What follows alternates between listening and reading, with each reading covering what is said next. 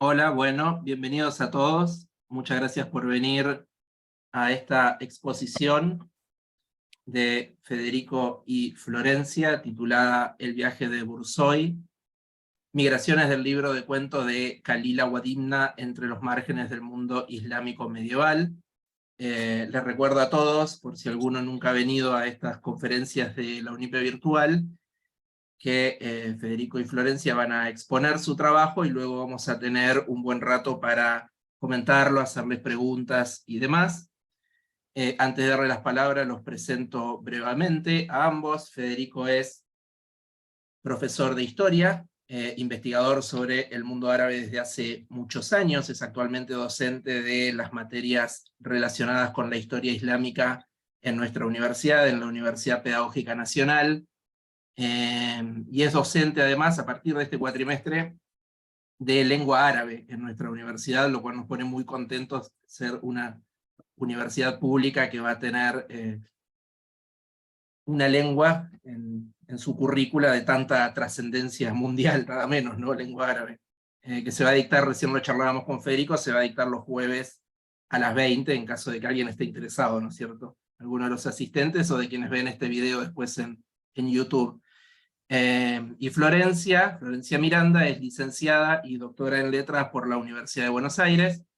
Se doctoró con una tesis sobre las configuraciones del mal en 2 colecciones de relatos ejemplares traducidas desde el árabe al castellano en la segunda mitad del siglo XIII. También les cuento por adelantado, por si a alguien le interesa, que ambos tienen un artículo publicado sobre este mismo tema del que van a hablar ahora, ¿no? Pero bueno, voy a dejar que ellos lo mencionen después en todo caso. No les robo más tiempo con esta presentación y adelante Federico y Florencia. Gracias. Bueno, muchas gracias, Adrián. Muchas gracias a todos los asistentes, bienvenidos. Les comento un poco cómo va a ser el esquema de la charla, por supuesto lo tienen aquí, está dividido en 4 capítulos. Simplemente para que no se sorprendan, les voy a indicar que la presentación nos la hemos dividido entre Florencia y yo, por lo cual cada uno va a leer sus capítulos, digamos, preferidos. Los míos serán la introducción y la historia del texto, y Flor se va a encargar de la versión hispánica y el análisis de los prólogos. Por eso, si en algún momento ven que hacemos un cambio de relator, ya saben, esa es la razón detrás de esta, digamos, movida. Bueno, comencemos entonces.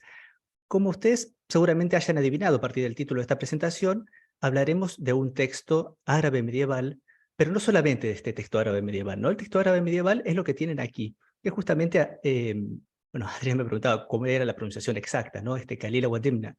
Ese es el nombre árabe de este texto que, voy a adelantar un poco la cuestión, es quizás una de las obras de la literatura árabe más conocidas, no solamente por, digamos, la proyección literaria y cultural que tuvo ya en su lengua original, sino además por las múltiples traducciones que suscitó en variadísimas lenguas, no solamente occidentales, sino también orientales.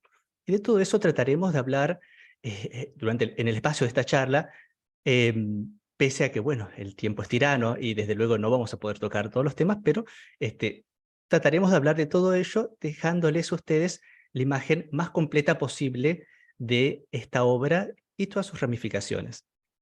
Bueno, sin demorarnos más en este impromptu de prefacio, comenzaremos con el capítulo introductorio. Y aquí yo he buscado para, digamos, ponernos un poco en actas, antes de comenzar con la exposición, dejarles una ilustración de uno de los tantos manuscritos ilustrados árabes de esta colección de cuentos y fábulas animales, que es el Khalil Awadimna.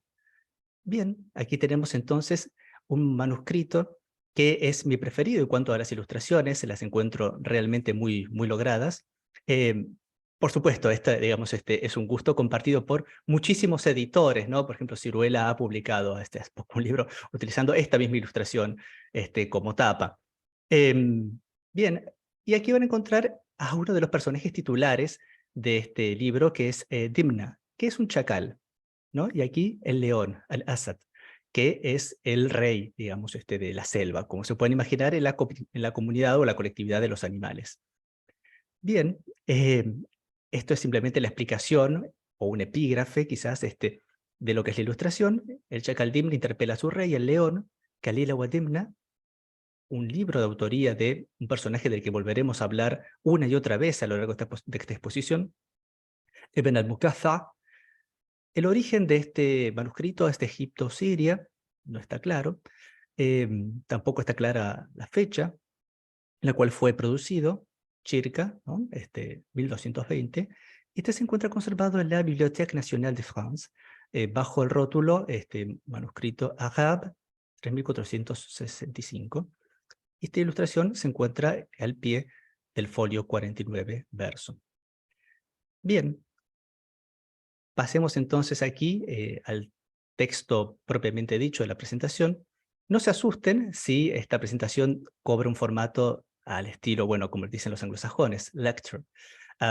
Esencialmente me van a tener a mí leyendo lo que es este texto y, digamos, eventualmente agregando algunas cosas al margen, pero dado que el tiempo es tirano y quisiéramos condensar la mayor cantidad de información posible en un espacio relativamente breve de tiempo, se impone lamentablemente este método y no, digamos, el de una charla quizás más abierta, con más interacción.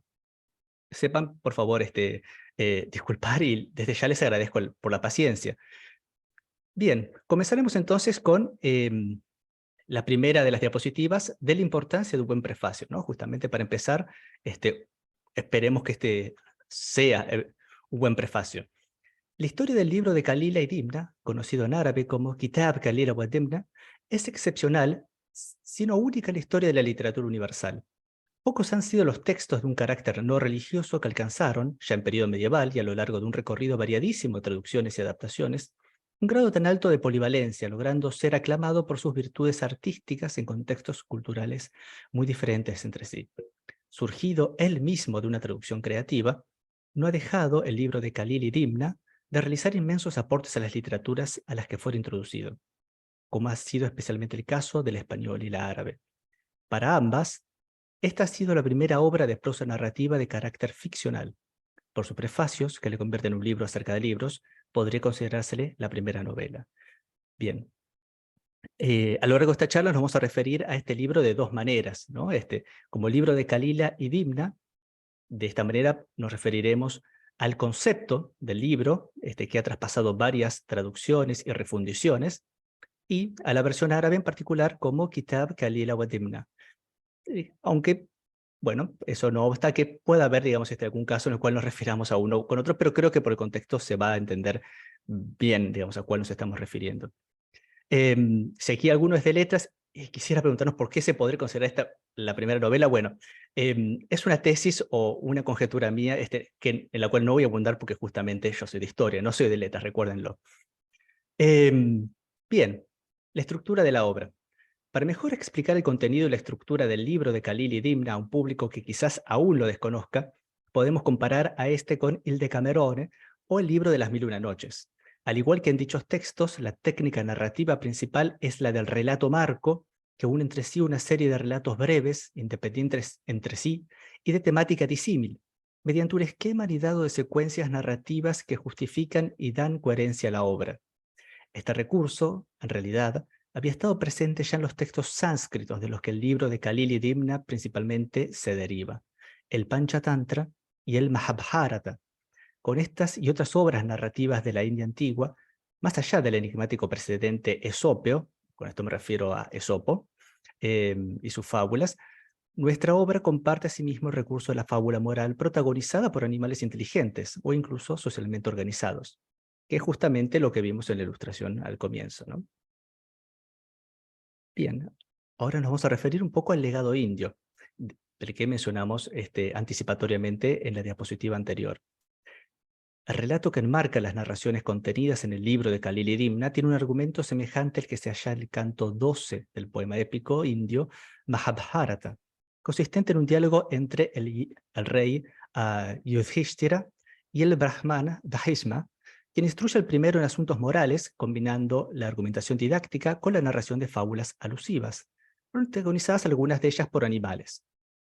Idéntica instrucción se despliega en el libro de Khalil y Dimna por capítulos. de los cuales 5 de los primeros siguen una serie de arcos argumentales que corresponden a las 5 secciones del texto en prosa indio, Panchatantra, cada uno de los cuales explora una forma distinta de la astucia, siendo aquel, el Panchatantra, un tratado de Arthashastra o conocimiento práctico. Estas 5 secciones constituyen el núcleo narrativo del libro de Kalili Dimna. Bien. Orientación didáctica. Como se ha dejado entrever, las fuentes indias del libro de Kalili Dimna comparten cierta orientación didáctica.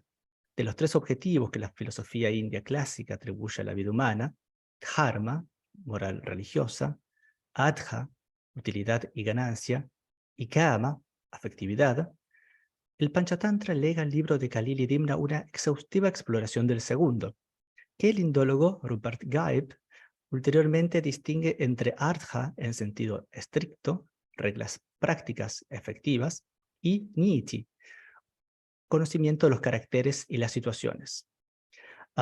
Se trata de una serie de enseñanzas amorales, ¿no? Las del Panchatantra, de las cuales la primera, a manera de ejemplo, ¿no? Este es el primer capítulo de los 5 que componen la Panchatantra, justamente el nombre de este libro, de este texto indio, contiene, digamos, el numeral 5, ¿no? Pancha, mientras que Tantra se debate exactamente cuál es su significado. Bueno, el primero de estos 5 capítulos es el de las técnicas para romper disimuladamente la amistad entre los propios enemigos. Bien, el sofisticado individualismo de la obra, pese a su escándalo, garantizó su recepción favorable en ámbitos cortesanos de diversas culturas a través de sus múltiples traducciones. Bien, hablaremos ahora de la polivalencia del texto. El autor de la traducción al árabe del libro de Kalili Dimna, Abdallah ibn al-Muqaffa, fue el primero en enfrentar el problema de introducir las enseñanzas utilitarias y amorales del Arthashastra en un contexto cultural distinto del indio, y en buena medida del iranio sasánida, donde se realizó la traducción intermedia. Como ven, ya estamos anticipando varios temas que vamos a desplegar más en detalle a continuación, ¿no? Tenemos un libro de origen último indio, es el libro de Kalili Dimna.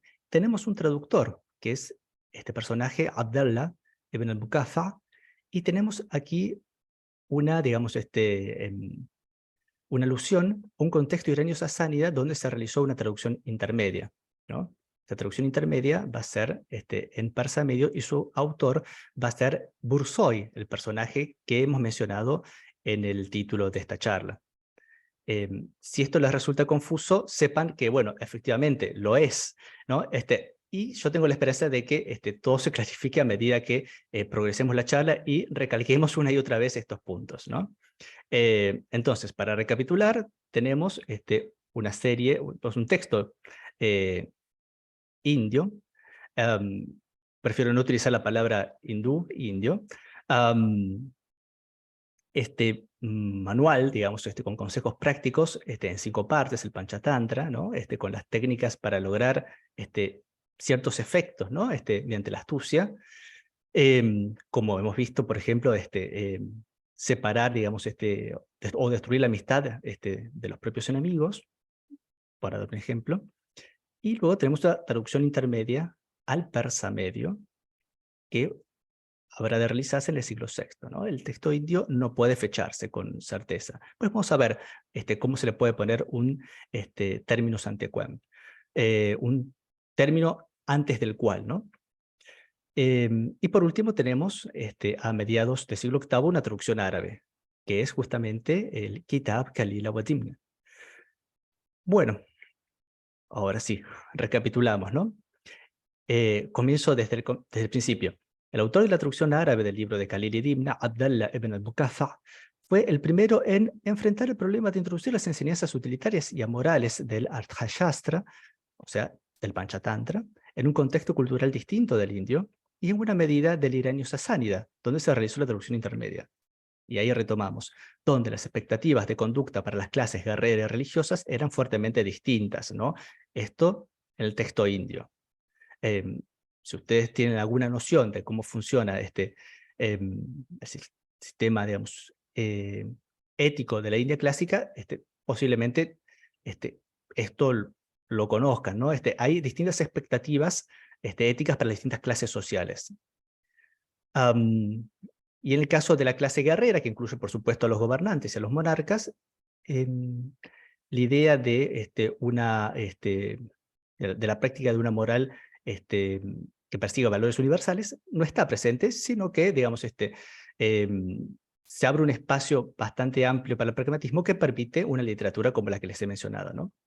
Una literatura que, digamos, algunos autores caracterizan de maquiavélica, ¿no? Por su indiferencia moral.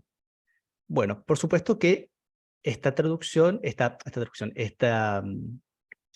obra debía traducirse a otros contextos, ¿no? Y esto suscita problemas. Y aquí vamos con ello, ¿no? En el Islam, en el que las normas éticas para todas las clases sociales eran en principio idénticas, la difusión de estos conceptos, laudables en la clase guerrera india de los kshatriya, pero pésimos si llegaran a conocimiento de la plebe islámica o amma, pudo ser salvada mediante la aplicación del concepto originario de la exégesis coránica temprana de la polivalencia textual, con su distinción de los significados explícitos, zahir, e implícitos, batin, del texto, ¿no? También quizás esta oración deba explicarse un poco, ¿no? La idea aquí es que el autor de esta traducción, Abdallah ibn al-Muqaffa, va a sugerir en el prólogo, ya vamos a ver que esta obra, Kalila wa Dimna, tiene varios prólogos acumulativos, va a sugerir que existen dos lecturas del texto, ¿no? Una lectura externa, en la cual, digamos, el texto nos ofrece una serie de relatos, podríamos denominarlos picarescos, ¿no? Esto es un anacronismo, por supuesto. La picaresca es otra literatura, ¿no? de otro ámbito regional, pero podemos, digamos, identificarla así preliminarmente. Mientras que, por lo tanto, para la clase de dirigentes y eruditos y literatos hay enseñanzas más profundas, que son justamente las enseñanzas de esta astucia india, pero que igualmente Ibn al-Muqaffa va a proponer que deben utilizarse de manera moral, ¿no? No condona la amoralidad o indiferencia moral propia de estos textos hindúes, o indios, mejor dicho. Bien, pasemos aquí a la exclusividad e inclusividad del texto. Esta dialéctica lo que yo les mencioné, ¿no? Los términos árabes, zahir y batin, significados abiertos y ocultos respectivamente, aludida pero no desarrollada sistemáticamente por Ibn al-Muqaffa en sus prólogos, se encuentra sugerida por la indicación de la existencia de dos modos de lectura del texto: el superficial, preferido por la plebe, que busca el entretenimiento, lahu, en la trama ficcional y la fábula picaresca, y el más profundo, mucho más trabajoso, que tiene por objetivo la búsqueda de un conocimiento práctico, hekma, de carácter político, y es el más adecuado para el élite, la hassa, ¿no? En contraste con la amma que mencionamos previamente.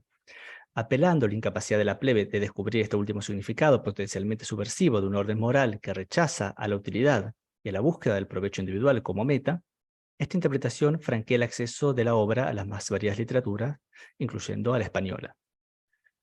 Bien, hablemos un poco de cómo se conforma la trama, ¿no? La modularidad de la trama es el título de esta diapositiva.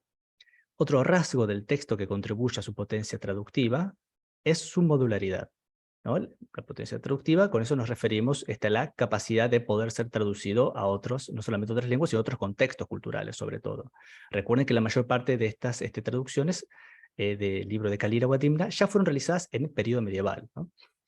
Hemos referido ya como el núcleo del libro de Kalila y Dimna se compone de las 5 secciones correspondientes a los 5 tópicos, tantram, es una de las traducciones posibles de este término, es sánscrito, del Panchatantra.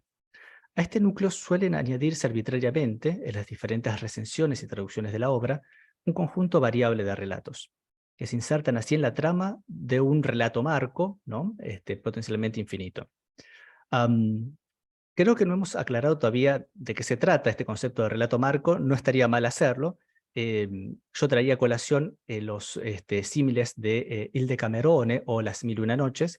Ambos ofrecen, digamos, ejemplos válidos para entender este concepto del relato marco, ¿no? El relato marco es una trama que da pie, de algún modo, a que los personajes de esta trama inician una narrativa que a su vez permite, digamos, la inserción de micronarraciones, podemos decir, pero en extensión pueden ser potencialmente bastante extensas, dentro justamente de esta trama, ¿no? ¿Se acuerdan del Decamerone? Son 10 amigos que se reúnen, ¿no? En una casa a las afueras de Florencia cuando azota la plaga y comienza cada uno a contar un cuento, ¿no? Y el relato marco sería justamente ese, el de la plaga, mientras que los relatos anidados serían justamente los cuentos individuales. Bien, en lo que hace a los añadidos presentes en la traducción de Ibn al-Muqaffa, se destacan, entre los de identificable origen indio, 3 cuentos tomados del canto 12º del precitado Mahabharata, y uno derivado de la leyenda budista del rey Chanda Pradyota, como así la interpolación entre los 2 primeros episodios correspondientes al Panchatantra de un capítulo original en árabe de autoría del propio Ibn al-Muqaffa. Ya vamos a ver más adelante que, bueno, como le hemos dicho, Ibn al-Muqaffa no realizó la traducción directamente del sánscrito, sino a través de una versión intermedia en persa medio, ¿no? Persa medio es una forma de la lengua persa anterior al persa moderno, que es lo que, con algunas modificaciones, se habla, por ejemplo, en Irán y Tayikistán hoy en día, ¿no? Bien, entonces estos relatos que se agregaron al Panchatantra, estos 3 cuentos tomados del canto 12º, que es el más largo, por cierto, del Mahabharata, ya estaban en esa versión anterior, ¿no? Bien. Y lo mismo está este cuento tomado de la leyenda budista del rey Chanda Pradyota. En cambio, es de Ibn al-Muqaffa este capítulo original en árabe que él mismo, digamos, escribió. Bien, hablaremos ahora de los capítulos introductorios o prefacios, ¿no? Para ir describiendo un poco cómo es esta obra, de la que hemos anticipado varias cosas, pero todavía no hemos descrito plenamente. La descripción más somera de los capítulos introductorios requerirá de una síntesis de la prehistoria del Kitab Kalila wa Dimna. Nos hemos referido ya a los textos que inspiran la versión árabe, el Panchatantra y el Mahabharata, los cuales, por el carácter oscuro de su transmisión textual, no pueden tratarse de manera taxativa, ¿no? Esto es lo que decíamos antes. Son textos cuya transmisión ha tenido, transmisión textual, ¿no? Ha tenido largos tramos de oralidad. Y ha tenido, digamos, una historia textual compleja con redacciones que se prolongan a lo largo de los siglos y con, bueno, versiones distintas en las cuales es prácticamente imposible reconstruir un árbol filológico. Bueno, por todas estas razones no se pueden fechar con certeza y tampoco es sencillo, digamos, establecer en qué contexto fueron producidas estas 2 obras de la literatura sánscrita clásica. Pero aquí, digamos, alguna salvedad, ¿no? Aunque las menciones a la moneda de oro, dinara, ¿no? Esto en sánscrito, que es un préstamo, es una palabra que viene del Bactrio, una lengua irania, ¿no? Del Bactrio indoeuropea, del Bactrio dinaro, sugieren que su proceso de redacción no se hallaba aún concluido hacia inicios cuanto menos del siglo II después de Cristo, en que la dinastía de los Kushana, a partir del reinado de Vima Cadfises, introdujera la monedación del oro en el subcontinente indio, ¿no? Es esta mención de esta moneda de oro la que nos permite establecer tentativamente un terminus. Dije antequem, pero probablemente sea mejor dicho postquem. Digamos, estos textos se cerraron luego de la introducción de la moneda de oro, ¿no? No se sabe en qué momento, pero probablemente estemos hablando del siglo II o III después de Cristo. Es cuando se cierran estos textos y se fijan. Pero la composición de estos textos probablemente haya tomado siglos. Ahí no hay acuerdo todavía. Bien, fue a partir de aquellos textos sánscritos que Burzoi, ¿no? Este personaje que ahora recién lo estamos introduciendo y es el que le daba el título a nuestra presentación, un médico de la corte del monarca sasánida, Josoro I, Anushiravan, ¿no? Cuya fecha de reinado es del 531 después de Cristo al 579 después de Cristo. Si lo quieren ubicar en el contexto, digamos, quizás mejor conocido de la historia del Mediterráneo, se trata de un casi contemporáneo del emperador Justiniano. Bien, entonces fue un médico de esta corte, ¿no? Burzoi, quien tradujo y compuso en persa medio esta lengua de las que les he hablado y es la forma antigua del persa que se habla hoy en día. Una obra intitulada, quizás, este título es reconstruido, Karirak Damanak, ¿no? Que es justamente una reconstrucción de lo que tenemos en árabe como Kalila Wadimna, ¿no? Bien, seguimos con los capítulos introductorios. El texto perdido de Karirak Damanak, ya les anticipo, este texto no lo tenemos, el texto en persa medio, puede reconstruirse como una composición en 10 capítulos principales, ¿no? De los cuales 5 correspondían al Panchatantra, 3 provenían de extractos del Mahabharata, uno se refería o refería a la leyenda budista de Chandapradyota, y un último, el rey de los ratones, probablemente fuera de origen iranio, ¿no? Todos estos se encuentran también en la composición, o la recensión de Ibn al-Muqaffa. A esto se sumaban 2 prefacios. Una indudablemente auténtica autobiografía de Bursoy, ¿no? Es el autor, aquí, un persa, digamos, de la corte de Husoro, ¿no? De mediados del siglo VII, que da una autobiografía de sí mismo, que es una escritura, no digo excepcional, pero muy interesante. Hay otros personajes del periodo sasánida que dan su autobiografía, bueno, Keldir, ¿no? El sacerdote, quizás el más famoso de ellos, y un relato del viaje de Bursoy a la India, ¿no? De autoría desconocida, pero que quizás sea también del propio traductor, ¿no? En este relato se da cuenta del viaje de este médico de la corte sasánida a la India, que es donde obtiene y copia los textos de esta colección de cuentos, ¿no? Bien, estos prefacios se encuentran ausentes en el texto que ha llegado a nosotros de él, y aquí vamos a hablar de la traducción siríaca, Kalilah Uzamnah, que es una traducción siríaca de la obra de Bursoy, atribuida a un misterioso autor, tal vez cristiano, conocido por una referencia como Boz el Periodeutes, ¿no? Que podría ser médico ambulante o un grado, digamos, eclesiástico, que viviera hacia fines del siglo VI después de Cristo. O sea, quizás una generación después de Bursoy. Y esto es lo que nosotros tenemos, el texto siríaco, a partir del cual podemos reconstruir los contenidos del texto en persa medio.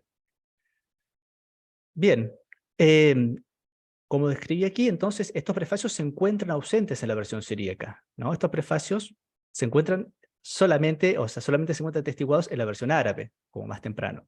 Pero podemos presumir que ya se encontraban en el persa medio. Aquí justamente, digamos, dejo esta reflexión que la ausencia de estos prefacios quizás se deba, o quizás deba atribuirse, a un mero azar de la transmisión textual, ¿no? El manuscrito único, por cierto, que contiene el texto de la traducción siríaca antigua, va a haber una traducción siríaca más moderna, es tanto acápite como ápodo, ¿no? Pero sobre todo lo que importa es que es acápite. O sea, falta la primera parte del manuscrito. No parece, digamos, que en el manuscrito que se conservó, digamos, estuvieran los prefacios, porque no hay espacio simplemente, o sea, falta un folio y no hay espacio para que estén allí los capítulos introductorios, pero esto puede ser, digamos, o la pérdida de estos prefacios pudo haberse dado en una copia anterior, ¿no?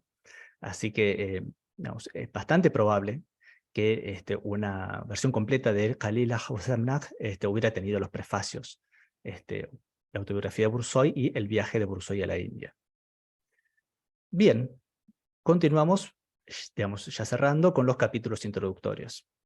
Esta traducción siríaca antigua, recuerden, traducción siríaca de fines del siglo VI, parece no haber conocido gran difusión y ha llegado hasta nosotros por medio de un único manuscrito. A pesar de ello, por su carácter de fiel traducción literal, obra de valioso testigo de la perdida obra en persa medio, Karirak Damanak, ¿no? A partir de la cual el literato islámico de origen persa, Ibn al-Muqaffa, muerto hacia el 140 de la Égira, 757 después de Cristo, tradujo y compuso su versión en árabe, el Kitab Kalila wa Dimna, ¿no? Se entiende un poco cómo va cómo se abren las ramas del árbol filológico, del estemma digamos, de este texto, ¿no? Nosotros tenemos los textos en sánscrito, tenemos un autor, Bursoy, que compila una serie de textos en sánscrito, y produce una obra perdida en persa medio. Tenemos una traducción literal de esta obra perdida en persa medio en siríaco, y tenemos más recientemente, a mediados del siglo VIII, una traducción al árabe por parte de Ibn al-Muqaffa, ¿no? Bien, de cuño de Ibn al-Muqaffa son el capítulo introductorio sobre la exposición del libro, ¿no? Aquí Ibn al-Muqaffa va a agregar un capítulo introductorio, que se llama así, Abd al-Kitab, exposición del libro, y el capítulo narrativo de la pesquisa de Dimna, ¿no? Ibn al-Muqaffa también va a contribuir un poco, digamos, con un segmento, digamos, narrativo, va a contribuir al texto principal, no solamente va a agregar un prefacio.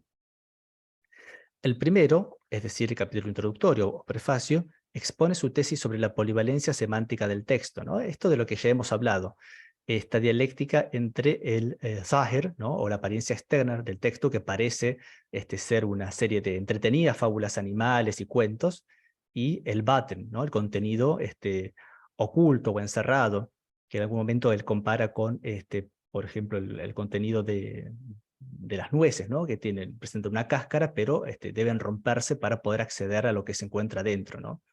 Y justamente en el caso de este texto, el trabajo de romper la cáscara de la nuez es pensar el texto, analizarlo y extraer de él conclusiones más generales, ¿no? No quedarse solamente con la fábula picaresca, sino entender cómo funciona el mundo, esencialmente, ¿no? Y qué estratagemas, qué astucias pueden provocar qué efectos. Bien, eso, digamos, de eso trata Ibn al-Muqaffa en su capítulo introductorio, y este capítulo narrativo que agrega, el de la pesquisa de Dimna, representa, bueno, una secuela moralista al primer capítulo del Panchatantra, ¿no? Nosotros tenemos el Panchatantra con 5 capítulos, y al primero de ellos, Ibn al-Muqaffa, volveremos luego sobre ello, le agrega una secuela moralista que trastoca totalmente el carácter de la fábula, ¿no? Que se contaba en este primer capítulo. Como les dije, este primer capítulo trataba de las técnicas para, digamos, romper la amistad entre los propios enemigos.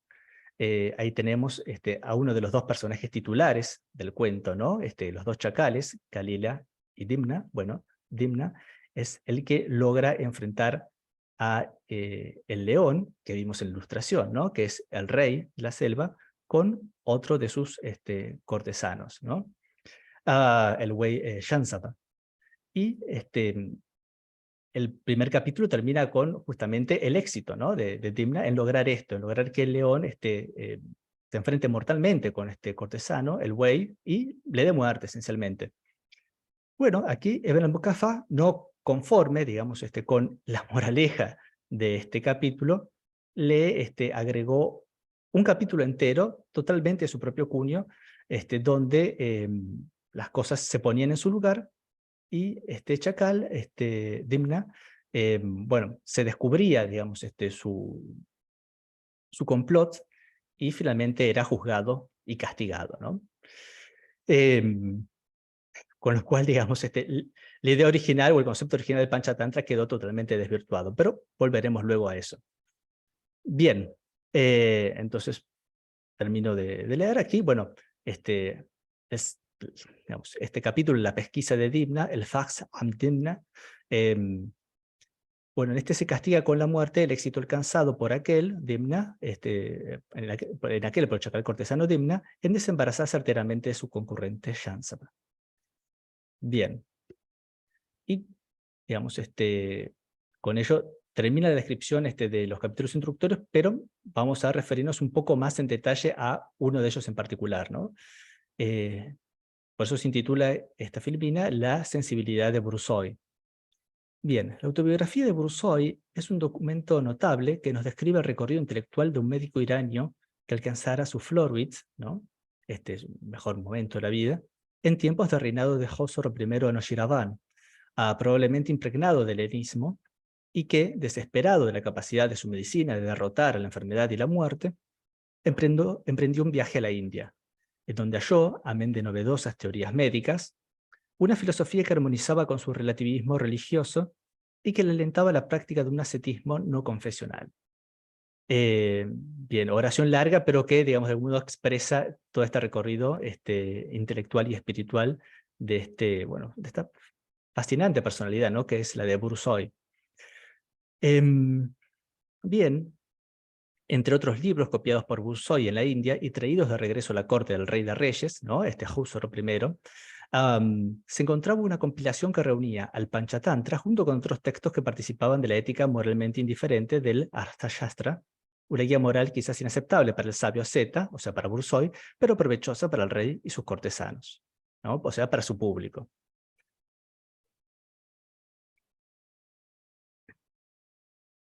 Bien. Y ahora vamos a hablar un poco de la impronta que le da a la obra Ibn al-Muqaffa, su traductor árabe. Bueno, muy distinta en cambio era la sensibilidad de Ibn al-Muqaffa. Aquí sigue una pequeña biografía del personaje: secretario, katib, hijo de secretario, ignaro de la curación de los cuerpos, no era médico, no se le conocen traducciones de obras de medicina, e ideólogo al servicio de las sucesivas dinastías Omeya y Abásida. Curioso personaje, criptomaniqueo sui generis en el sentido que su maniqueísmo que ocultaba era bastante particular, profundamente empapado de la emergente doctrina islámica, ¿no? Y estilista a caballo de ambas literaturas, persa media y árabe.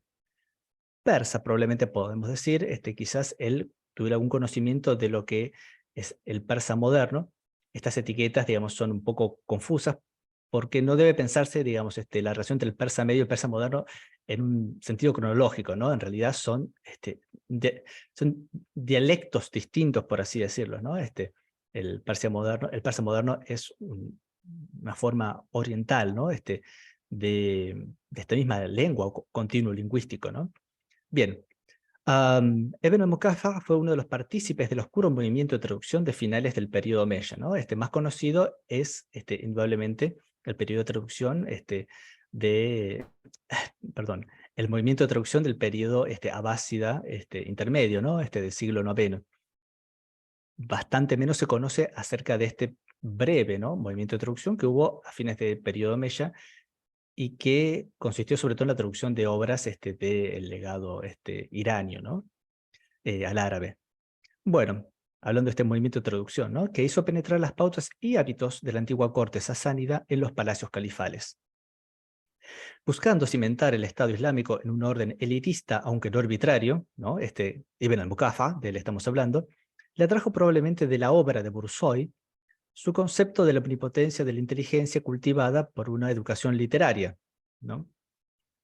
Que es justamente el concepto del indio, ¿no? Del Arthashastra, ¿no? La idea de que leyendo un manual de, de técnicas prácticas, uno puede lograr cualquier cosa, esencialmente.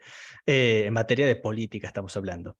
Aún rechazando taxativamente la indiferencia moral, bueno, de esta doctrina, ¿no? El Arthashastra. Bien, el nacimiento del adab. En su búsqueda por adaptar la orientación moral del antiguo compendio de Bourzois, admirado de los últimos sasánidas, ¿no? Creemos que fue una obra exitosa, ciertamente, en ese contexto, a las nuevas exigencias del Islam, Ibn al-Muqaffa procuró dar a su recensión una impronta moralizante, manifestada en su estilo de traducción y en su inclusión de una serie de nuevos relatos, con un criterio radicalmente opuesto al seguido por su predecesor, ¿no? Nosotros ya hablamos de este relato que introduce Ibn al-Muqaffa, pero que es de su propio cuño. Pero también Ibn al-Muqaffa va a procurar reunir relatos moralizantes, ¿no? En los cuales el bien prevalece sobre el mal, y el malvado es castigado al final de la fábula, o bien, digamos, predomina el azar y la fatalidad, ¿no? Creo que de esto vamos a hablar ahora, en esta hora, en la siguiente frase. Digamos, cualquiera de estas dos visiones, de todas maneras, es contradictoria, ¿no? Con la doctrina del Adhyastra, que propone que no, que por supuesto que la inteligencia, digamos, bien orientada, digamos, afirmada en las estratagemas, ¿no? Del Adha, puede prevalecer en todo caso, ¿no? Bueno, Entonces, Ibn al-Muqaffa procuró dar a su recensión, a su versión de la obra, una impronta moralizante manifestada en su estilo de traducción. Digamos, aquí esencialmente estamos hablando de los giros, ¿no?, que utiliza, las expresiones, ¿no?, el grado de libertad que tiene el traductor, y en su inclusión de una serie de nuevos relatos, con un criterio radicalmente opuesto al seguido por su predecesor, Burzoy. Si aquel había reunido textos que exponían la aplicación de la doctrina del Arthashastra, en cambio, añadió otros que demostraban la prevalencia del bien sobre el mal, o bien la impotencia, de la inteligencia y la astucia ante la fatalidad y el azar. Con ello, trastocaba radicalmente el carácter de la obra, que se convertía de manual práctico de una ciencia esencialmente política, la satisfacción del artha, ¿no? Se acuerda que artha era búsqueda de la utilidad, ¿no?, y del beneficio, de la ganancia, en un discurso en el que la utilidad y la moral se entremezclaban, ¿no? Era el nacimiento del adab, ¿no? Y ahora vamos a hablar de qué se trata este género árabe por excelencia. Ahí estamos. De Ewen a adab. Si bien el vocablo adab corresponde en árabe literario moderno a nuestra noción de literatura, ¿no?, se llama así, en árabe literario moderno, adab es literatura, al-adab, la literatura. Anteriormente, aquel había designado a todo un género de la literatura árabe. Que las raíces del mismo se hundían en el Irán sasánida quedaba claro desde el momento en que su nombre, enunciado como plural de da'ab, manera, hábito, adab es el plural de da'ab, bueno, su nombre, enunciado entonces como el plural de da'ab, era un calco semántico del persa medio ewen, uso, rito. Ewen Namak había sido el nombre de un género de escrituras en persa medio, ¿no? Namak significa libro en particular, ¿no?, libro de Ewen. Manuales prácticos de etiqueta cortesana y buenas maneras. Todavía, un Ibn al-Muqaffa podía contar entre sus traducciones, y ya veremos ahora, digamos, una cita de Ibn al-Nadim, el famoso librero bagdadí del siglo X, que da cuenta de las publicaciones de Ibn al-Muqaffa, y ahí la menciona. Bueno, Ibn al-Muqaffa podía contar entre sus traducciones, del persa medio, por supuesto, un A'enname, ¿no?, que es el mismo género, pero denominado en persa moderno, ¿no? Fíjense cómo esta palabra, ewenamah, se convierte en persa moderno, que, como les dije, no lo asocian a una cronología en particular, pudieron haber coexistido durante mucho tiempo. Bueno, esto en persa moderno se dice a-en-nameh. Bien, entonces, tradujo este libro, ¿no?, o un libro de este género, que seguramente aportaba preceptos de Aen, ¿no?, este persianismo que conviviría aún en tiempos de Ibn al-Nadim, muerto en el año 990 después de Cristo, con el término árabe que eventualmente le absolvería, que era adab, ¿no? Ain, es es un tecnicismo, ¿no?, es una palabra en persa medio que, digamos, todavía era citada en tiempos de Ibn al-Nadim en vez de adab, ¿no? Pero bueno, ambos tienen el mismo significado, ¿no? En principio. Manera, hábito, todavía, digamos, como nombre de un libro, ¿no? Como Kitab el-Ain o adab de algo, ¿no? Son títulos de textos. Bien, el destino de la obra. Y aunque la secuela inmediata de la labor de traducción de Ibn al-Muqaffa se limitó a la aparición de varios manuales de preceptística bajo el nombre de Adab, la intención declarada por el mismo su prólogo al Kitab Khalil Wadimna de educar a las élites entreteniendo y divertir cautamente a la plebe con ficciones alegóricas, fue recogida por tales cimas de la literatura árabe del período Abbasia como Al-Jahiz, muerto en el 868-69, e Ibn Qutayba, muerto en el año 889 después de Cristo, ¿no? Son casi contemporáneos ambos también. Quienes consagraron un nuevo estilo de prosa parenética, ¿no? La parenesis es todo lo que tiene que ver con la exhortación, moralista y polivalente de fecundo porvenir, ¿no? Son estos esencialmente los que crearon al adab como género, a partir, por supuesto, digamos, del precedente del Kitab Khalil Wadimna. Mientras tanto, la autoría de Ibn al-Muqaffa se difuminaría, pasando su libro a ser conocido como Kitab al-Hind, ¿no?, libro de la India, a medida seguramente que su contenido era absorbido por la cuentística oral de las grandes urbes abasíes, atribuyéndose en cambio a su narrador ficcional, el filósofo Baidaba, ¿no? O sea, la autoría de Ibn al-Muqaffa de esta traducción se pierde a medida que este libro de cuentos, digamos, tan atractivo seguramente para los cuentistas de estas ciudades del periodo abásido, bueno, de que ellos iban incorporando los contenidos de este texto a una serie quizás de narrativas orales. La idea de que este libro había tenido un autor, comienza a desaparecer, un autor real, ¿no? Comienza a desaparecer, y el libro se le atribuye a uno de los personajes, ¿no? Baidaba, que va a ser justamente el filósofo que en el relato marco, ¿no?, de este texto le cuente a un rey ficcional, ¿no?, de un nombre que es Dabshalim, le cuente las distintas narraciones del Panchatantra, del Mahabharata y de otros cuentos, ¿no?, que se encuentran en Kalila o Dimna. Y esto es una situación que de algún modo sería paragonable con, por ejemplo, que se le atribuye la autoría de Las Mil y Una Noches a Shahrazad, ¿no? Una cosa así sería. Pero bueno, así terminó siendo, ¿no? Por efectos de esta popularización del libro de Khalil y Dimna.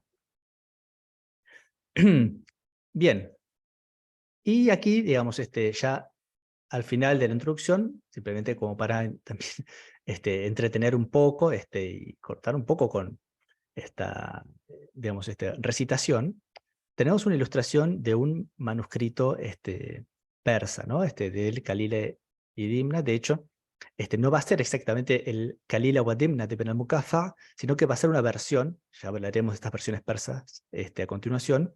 Esto es el Khalil wa Dimna, ¿no? Es una versión en persa de Abul Ma'al Nasrallah. El episodio aquí que se está viendo es el ladrón engañado que es apaleado en el dormitorio, ¿no?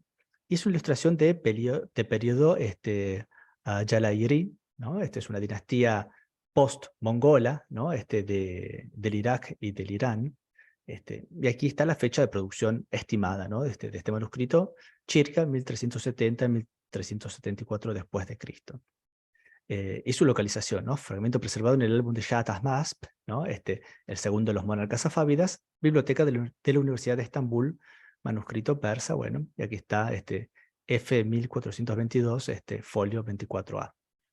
Bueno, no sé si se llega a apreciar, pero también es una escuela muy distinta de ilustraciones esta que la que vimos al comienzo, pero por supuesto con sus grandes cualidades artísticas. Con la influencia típica, ¿no?, de esta ilustración china que tiene el arte mongol y post-mongol en el Islam. Bueno, y esto era lo que les prometí leer, que era justamente la referencia a Ibn al-Muqaffa en el Fehrist, ¿no?, el catálogo de Ibn al-Nadim. Tratemos dejemos su lectura en árabe, paso directamente a la traducción. Dice, siendo su nombre en persa, Rusbeh, ¿no?, Abdallah ibn al-Muqaffa, ¿no? Abdallah era su nombre de converso, pero ya sabemos que no era un converso demasiado,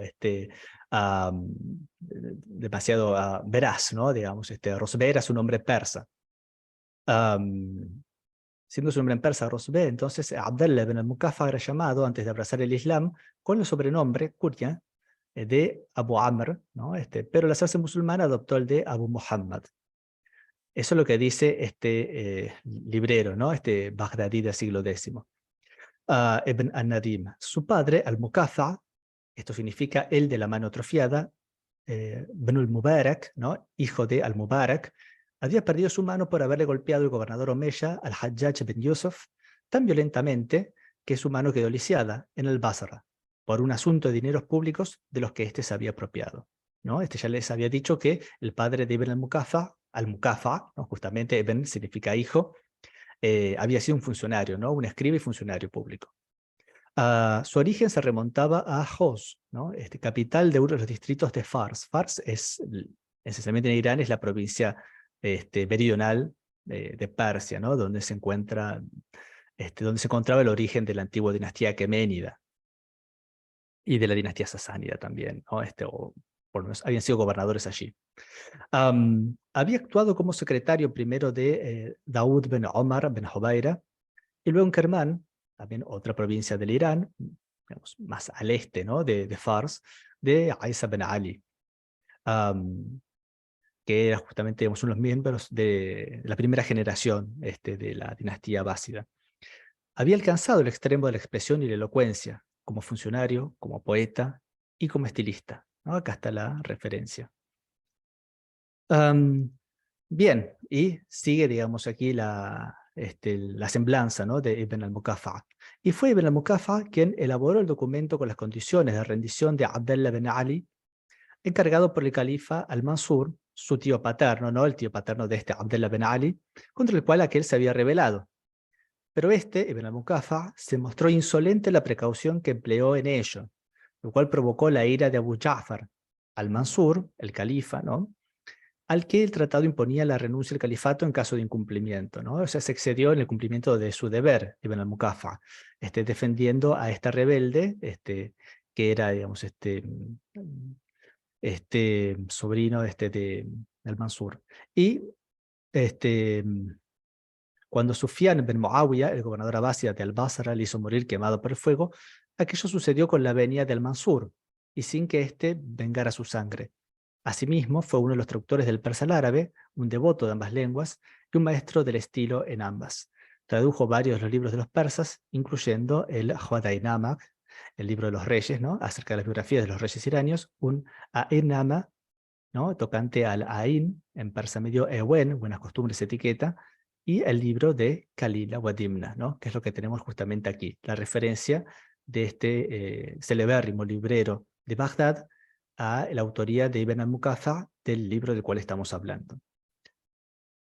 Bien, y pasamos aquí al capítulo 2, ¿no?, que es el de la historia del texto. Bien, un unicum siríaco. Hemos mencionado ya que la más temprana versión reconocible del texto de Khalil Dimna, la obra en persa medio, Karirak Ud-Damanak, se encuentra perdida, ¿no? Esto ya lo hemos dicho.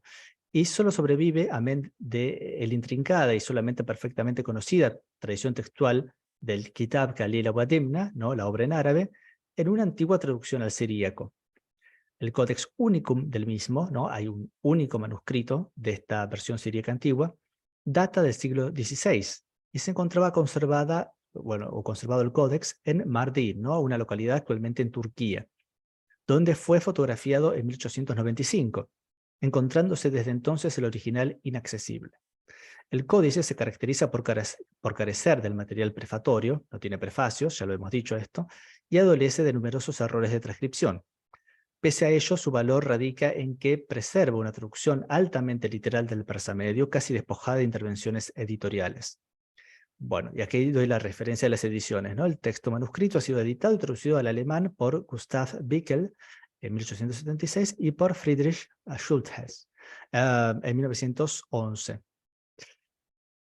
Bien, una transmisión accidentada, ¿no? Ya hablamos de la versión siríaca antigua. El más antiguo manuscrito árabe, ¿no?, ahora vamos a hablar de transmisión árabe, del Kitab Khalil Wadimna, data recién del 1 de Jumada II, esto es la fecha según el calendario lunar, calendario de la Égira, ¿no? AH significa eso, ¿no? Anno Airae en el año de la Égira, del 618, correspondiente a julio de 1221, ¿no? Este es el manuscrito fechado más antiguo. No quiere decir que sea el más antiguo en términos absolutos, simplemente que tenemos la fecha.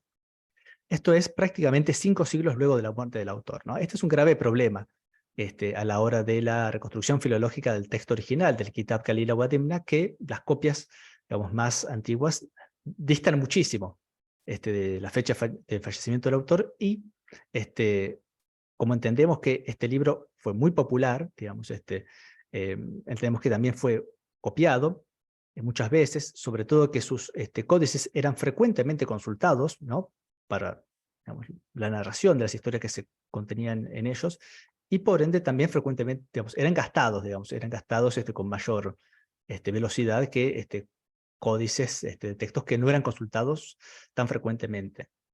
Bien, la historia de la tradición manuscrita del texto durante el periodo interviniente, incluso más allá, nos es apenas conocida, y debemos constatar un número muy elevado de variantes textuales, que sugieren una transmisión compleja y una concepción volátil del texto, ¿no? Concepción volátil quiere decir que se agregan y se sacan cosas o se enmiendan, ¿no?, todo el tiempo en distintas refundiciones y copias y traducciones de este texto. Bien, con lo cual el texto estaba esencialmente abierto a modificaciones arbitrarias y no se encontraba fijado. en buena medida, ¿no? Por esta razón, parece imposible la reconstrucción de un estemma y de un arquetipo con las herramientas de la crítica textual clásica. Es un trabajo que hasta ahora no se ha hecho, ¿no? Quizás algún genio en el futuro lo logre, pero hasta ahora no está hecho esto. La edición del manuscrito mencionado, preservado en la Süleymaniye Kütüphanesi, ¿no? De Estambul, ¿no? La biblioteca de la mezquita de Suleimán, con este rótulo, manuscrito Hagia Sofia, 4095, corrió a cargo del erudito egipcio Abdel Wahhab Assam en 1941. Bien, este es el manuscrito más antiguo, ¿no? El de 1221 después de Cristo. Bueno, vamos a hablar de otras ediciones más o menos afortunadas. La primera edición impresa de un manuscrito del Khalil Dimna corresponde, en cambio, al prolífico orientalista francés Sylvestre de Sacy, de 1816. Parece mentira que esta edición corresponda, digamos, o sea, sí, corresponda cronológicamente con la independencia de nuestra patria, pero así es. ¿Quién la realizara a partir del manuscrito Arabe 3465, conservado en la Bibliothèque Nationale de France, ¿no? Este es el que tiene esas ilustraciones que les he mostrado, ¿no? Sin embargo, su afán por salvar sus defectos textuales, ¿no? Es un manuscrito con defectos textuales, lamentablemente, de Sacy incorporó de manera solapada y arbitraria a su edición lecturas de otros manuscritos, lo cual le resta valor como estudio, ¿no? Lo que le resta valor como estudio es no haber aclarado dónde complementó su lectura de este manuscrito con texto de otras partes. Ejemplar, en cambio, resulta el trabajo de edición del jesuita libanés Luis Shejo, de 1905, operado sobre un manuscrito obtenido en Deir el-Shir, un monasterio de la localidad de Makin, en el actual Líbano, datado del 6 de Rajab, también un mes de calendario lunar, del 749 de la Égira, que corresponde a julio de 1348 después de Cristo. En esta edición, el editor distingue claramente su lectura del texto de sus correcciones y conjeturas, a diferencia, lamentablemente, del posterior Assam y su predecesor, ¿no? De Sacy, quien nos ofrece un texto altamente enmendado, ¿no? Que tenemos ya planteado el problema. Assam trabajó el manuscrito más antiguo, pero su trabajo de edición, digamos, dejó algunas cosas que desear ante la crítica. Bueno, versiones versificadas orientales. Desde la publicación del Khalil Dimna por Ibn al-Muqaffa a mediados del siglo VIII después de Cristo, reiteradamente ensayaron los literatos orientales la versificación de su texto para su mejor memorización. Fue el primero en intentarlo Aban al-Lahiqi, ¿no?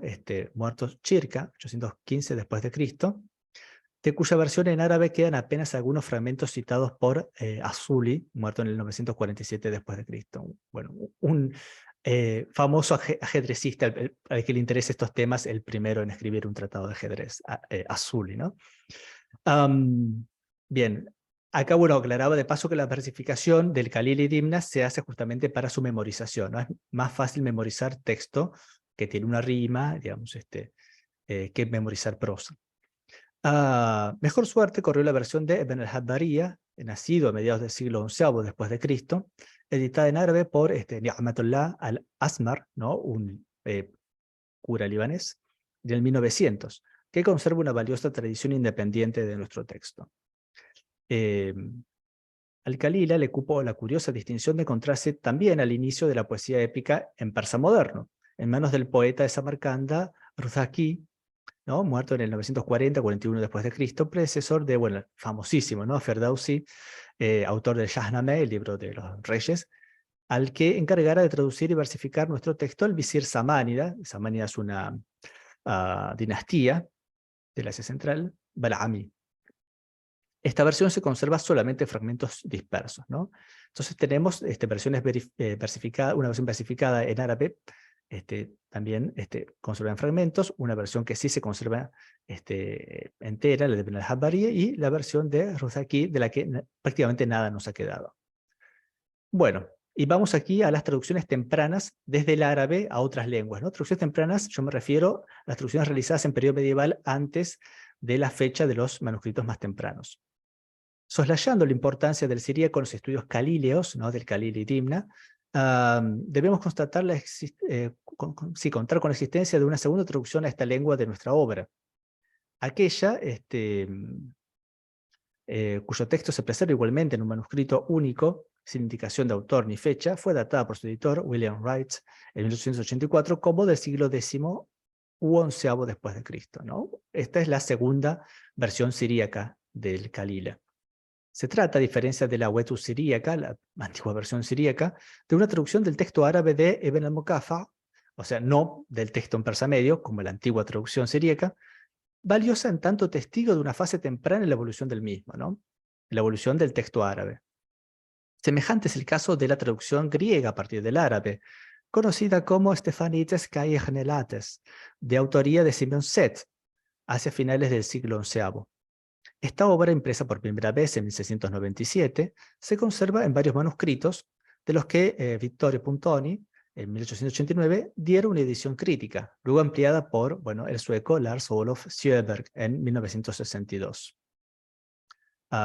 Tenemos otras traducciones tempranas también. Restan indicar dos antiguas traducciones al persa, preservadas en manuscritos casi contemporáneos.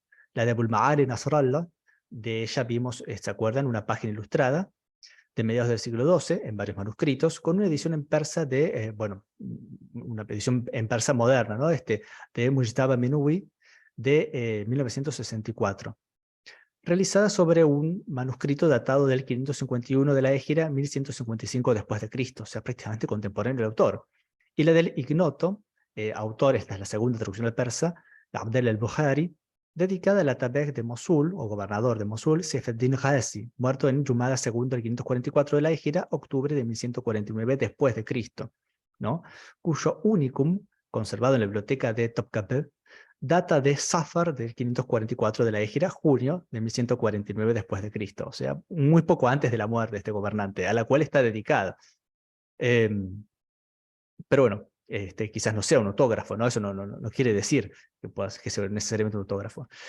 También en un Codex Unicum acéfalo, o sea, sin la primera parte, editado por Joseph d'Arenbourg en 1881, se preserva una versión hebrea a partir del árabe, atribuida a un desconocido rabí, Joel, y estimada del siglo XII después de Cristo, cuyas partes perdidas pueden reconstruirse a partir de su traducción latina, el Liber Kelilae et Dimnae, escrita por Juan de Capua entre 1263 y 1278.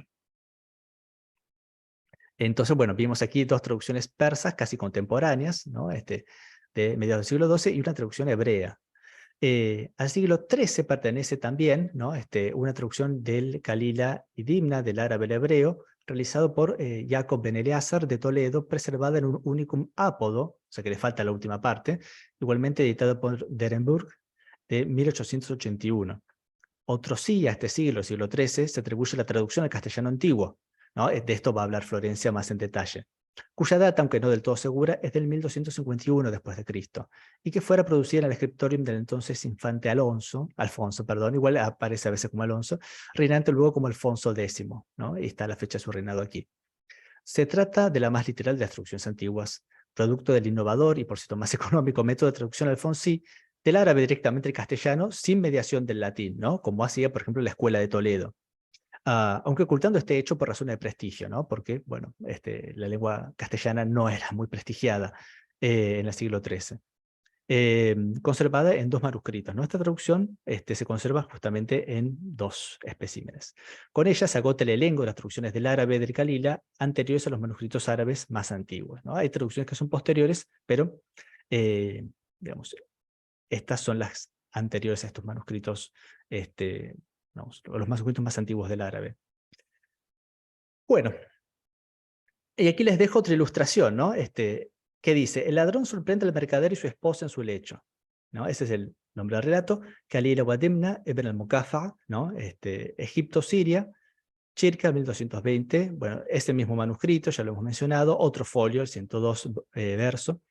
Y aquí dejé la anotación de que los epígrafes, o sea, estas etiquetas que dicen quiénes son cada uno de los personajes, se encuentran en árabe dialectal, quizás egipcio, ¿no? Dice que el harami, ¿no? Ladrón, en vez de al-lis, que sería árabe clásico, y acá dice jozha o gozha, ¿no? Dependiendo de cuál sea la variante dialectal, en vez de decir, por ejemplo, zawjuha, ¿no? Y así, el mara, dice acá, ¿no? En vez de al-imra, y así. Bueno, Y con esto termina, digamos, mi parte de la presentación. Flor, ¿te parece que habrá tiempo como para hacer una pequeña lectura de un manuscrito o querés continuar? No se te oye.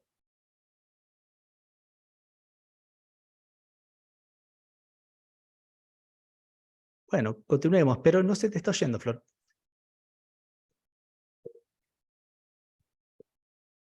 Uno prepara todo y después, obviamente. ¿Ahora se me escucha? Sí, ahora se escucha, perfecto. Bueno, te cedo entonces el micrófono.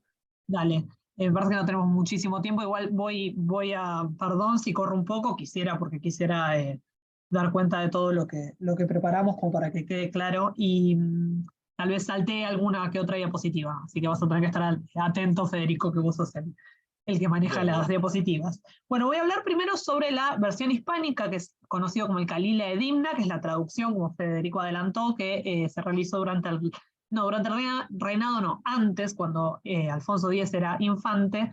Se supone, ahora voy a hablar, se supone que en 1251 se tradujo directamente desde el árabe.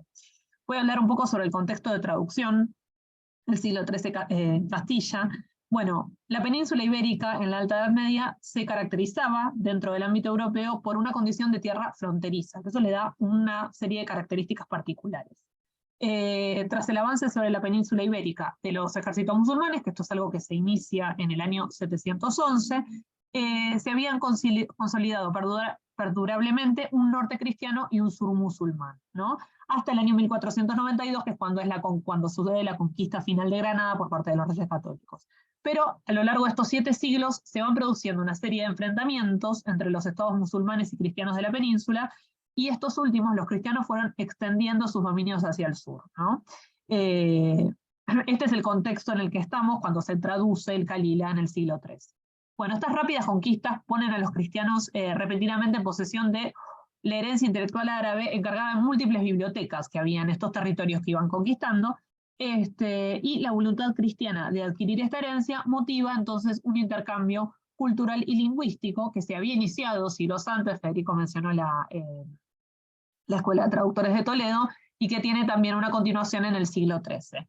Este enriquecimiento mutuo tuvo un punto culmen durante el reinado de Alfonso X, que mandó a traducir varias obras en lengua árabe, obras científicas, obras filosóficas, literarias en menor medida, y de esta manera el castellano adquiere un estatus literario y se consolida como el idioma de los documentos oficiales, y se divulgaron en la península ibérica muchas obras provenientes del ámbito islámico. Bueno, se conservan de Calila Edimna, que es esta traducción al castellano, 4 manuscritos, que en el ámbito puede parecer en otros ámbitos muy poco, pero en el ámbito castellano es un montón. Que se conserven 4 realmente constituye una prueba de su popularidad. 2 manuscritos identificados tradicionalmente con las siglas A y B, y 2 manuscritos fragmentarios, conocidos como P y O. Los 2 de los que voy a hablar son los manuscritos A y B, que son los completos, que se encuentran en la biblioteca del Real Monasterio de San Lorenzo del Escorial, y que están digitalizados, los digitalizaron hace poco, así que quien quiera puede consultarlos, son bastante accesibles y bastante sencillos de leer. Bueno, los otros se encuentran en Salamanca y en Oviedo, respectivamente, los fragmentarios, que son más complejos de leer. Bueno, voy a pasar al manuscrito A. Manuscrito A, como les decía, está en el Real Monasterio de San Lorenzo del Escorial. Consta de 94 hojas de papel foliado en tinta con números romanos. La letra fue fechada por Pascual de Gallangos, que fue el primer editor, de finales del siglo XIV. Y tiene, como ahí se verá, ese dibujito tan simpático, tiene muchos dibujos de plumas intercalados que aparentemente podrían datar del primer tercio del siglo XV. O sea, se le fueron agregando estos dibujos de plumas. Y después tenemos el manuscrito B, que está compuesto por 233 hojas de papel, están foliadas a tinta y lápiz, está escrita en línea tirada tinta negra, y lo que me llama la atención de este manuscrito además es que, bueno, carece de dibujos, pero en sus márgenes tiene anotaciones que algunos críticos le han atribuido a Isabel la Católica. Pero no tiene especificaciones este manuscrito B, a diferencia de sobre la fecha de traducción, pero sí se dice que fue un mandado del infante don Alfonso o don Alonso, se le llama. Pero este manuscrito en sí no tiene ninguna fecha al que podamos referirnos. Bueno, los fragmentarios los voy a pasar porque no vienen al caso en este momento, sí saber que El manuscrito conocido como P es bastante confuso de leer, reproduce solo las introducciones, y el manuscrito A, tiene algunas pocas líneas. Pero vamos a pasar a la siguiente. Bien, lo que me interesaba acá resaltar era una pequeña polémica que en teoría está zanjada, pero hasta cierto punto está zanjada, sobre la traducción castellana. Bueno, como les decía, la fecha de traducción al castellano de Khalil ad-Dimna ha sido objeto de diversas especulaciones. Solo tenemos en el manuscrito A un colofón donde termina el manuscrito que dice, ahí tenemos, fíjense que es como bastante sencilla de leer la letra. Aquí se acaba el libro de Khalil ad-Dimna, dice, este es el colofón al final de este manuscrito. Fue sacado de arábigo en latín, romanzado, por mandado del infante don Alfonso, fillo del muy noble rey don Fernando, en la era de 1299. Eso dice el colofón de este manuscrito. Y si bien no podría decir, bueno, qué bien, porque tenemos bastante información, en realidad es complicada la información que nos brinda. Por un lado, cuando dice que fue traducido de arábigo en latín romanzado, bueno, esta frase ha dado pie a una hipótesis muy obvia, que es que hubo una versión latina intermedia, ¿no? Fue traducido de arábigo en latín y luego romanzado. Sin embargo, luego de que Silvestre de Sacy se hiciera conocida la edición del Khalil ad-Dimna árabe, se quedó clara como la fidelidad absoluta del texto árabe a la traducción castellana. Se descartó finalmente cualquier hipótesis sobre una posible versión latina. O sea, fue traducida directamente del árabe al castellano, por más que hable de latín romanzado. Se ha dicho también si, bueno, tal vez en realidad en vez de latín romanzado fue traducido de arábigo en latín romanzado, ¿no? Es una hipótesis, pero bueno, eso no deja de ser una hipótesis. Y el punto más conflictivo, que es lo que voy a hablar ahora, es la fecha. Porque dice que fue traducido en 1299 años, que de la era hispánica equivalen al año 1261 después de Cristo. Y Alfonso ya era rey desde 1252. Entonces, si Alfonso lo mandó a traducir en 1261, no pudo haber sido el infante don Alfonso, que es lo que dicen ambos manuscritos. Entonces, esto sí constituye un enigma importante. Bueno, ¿cuándo se tradujo y quién lo envió a traducir?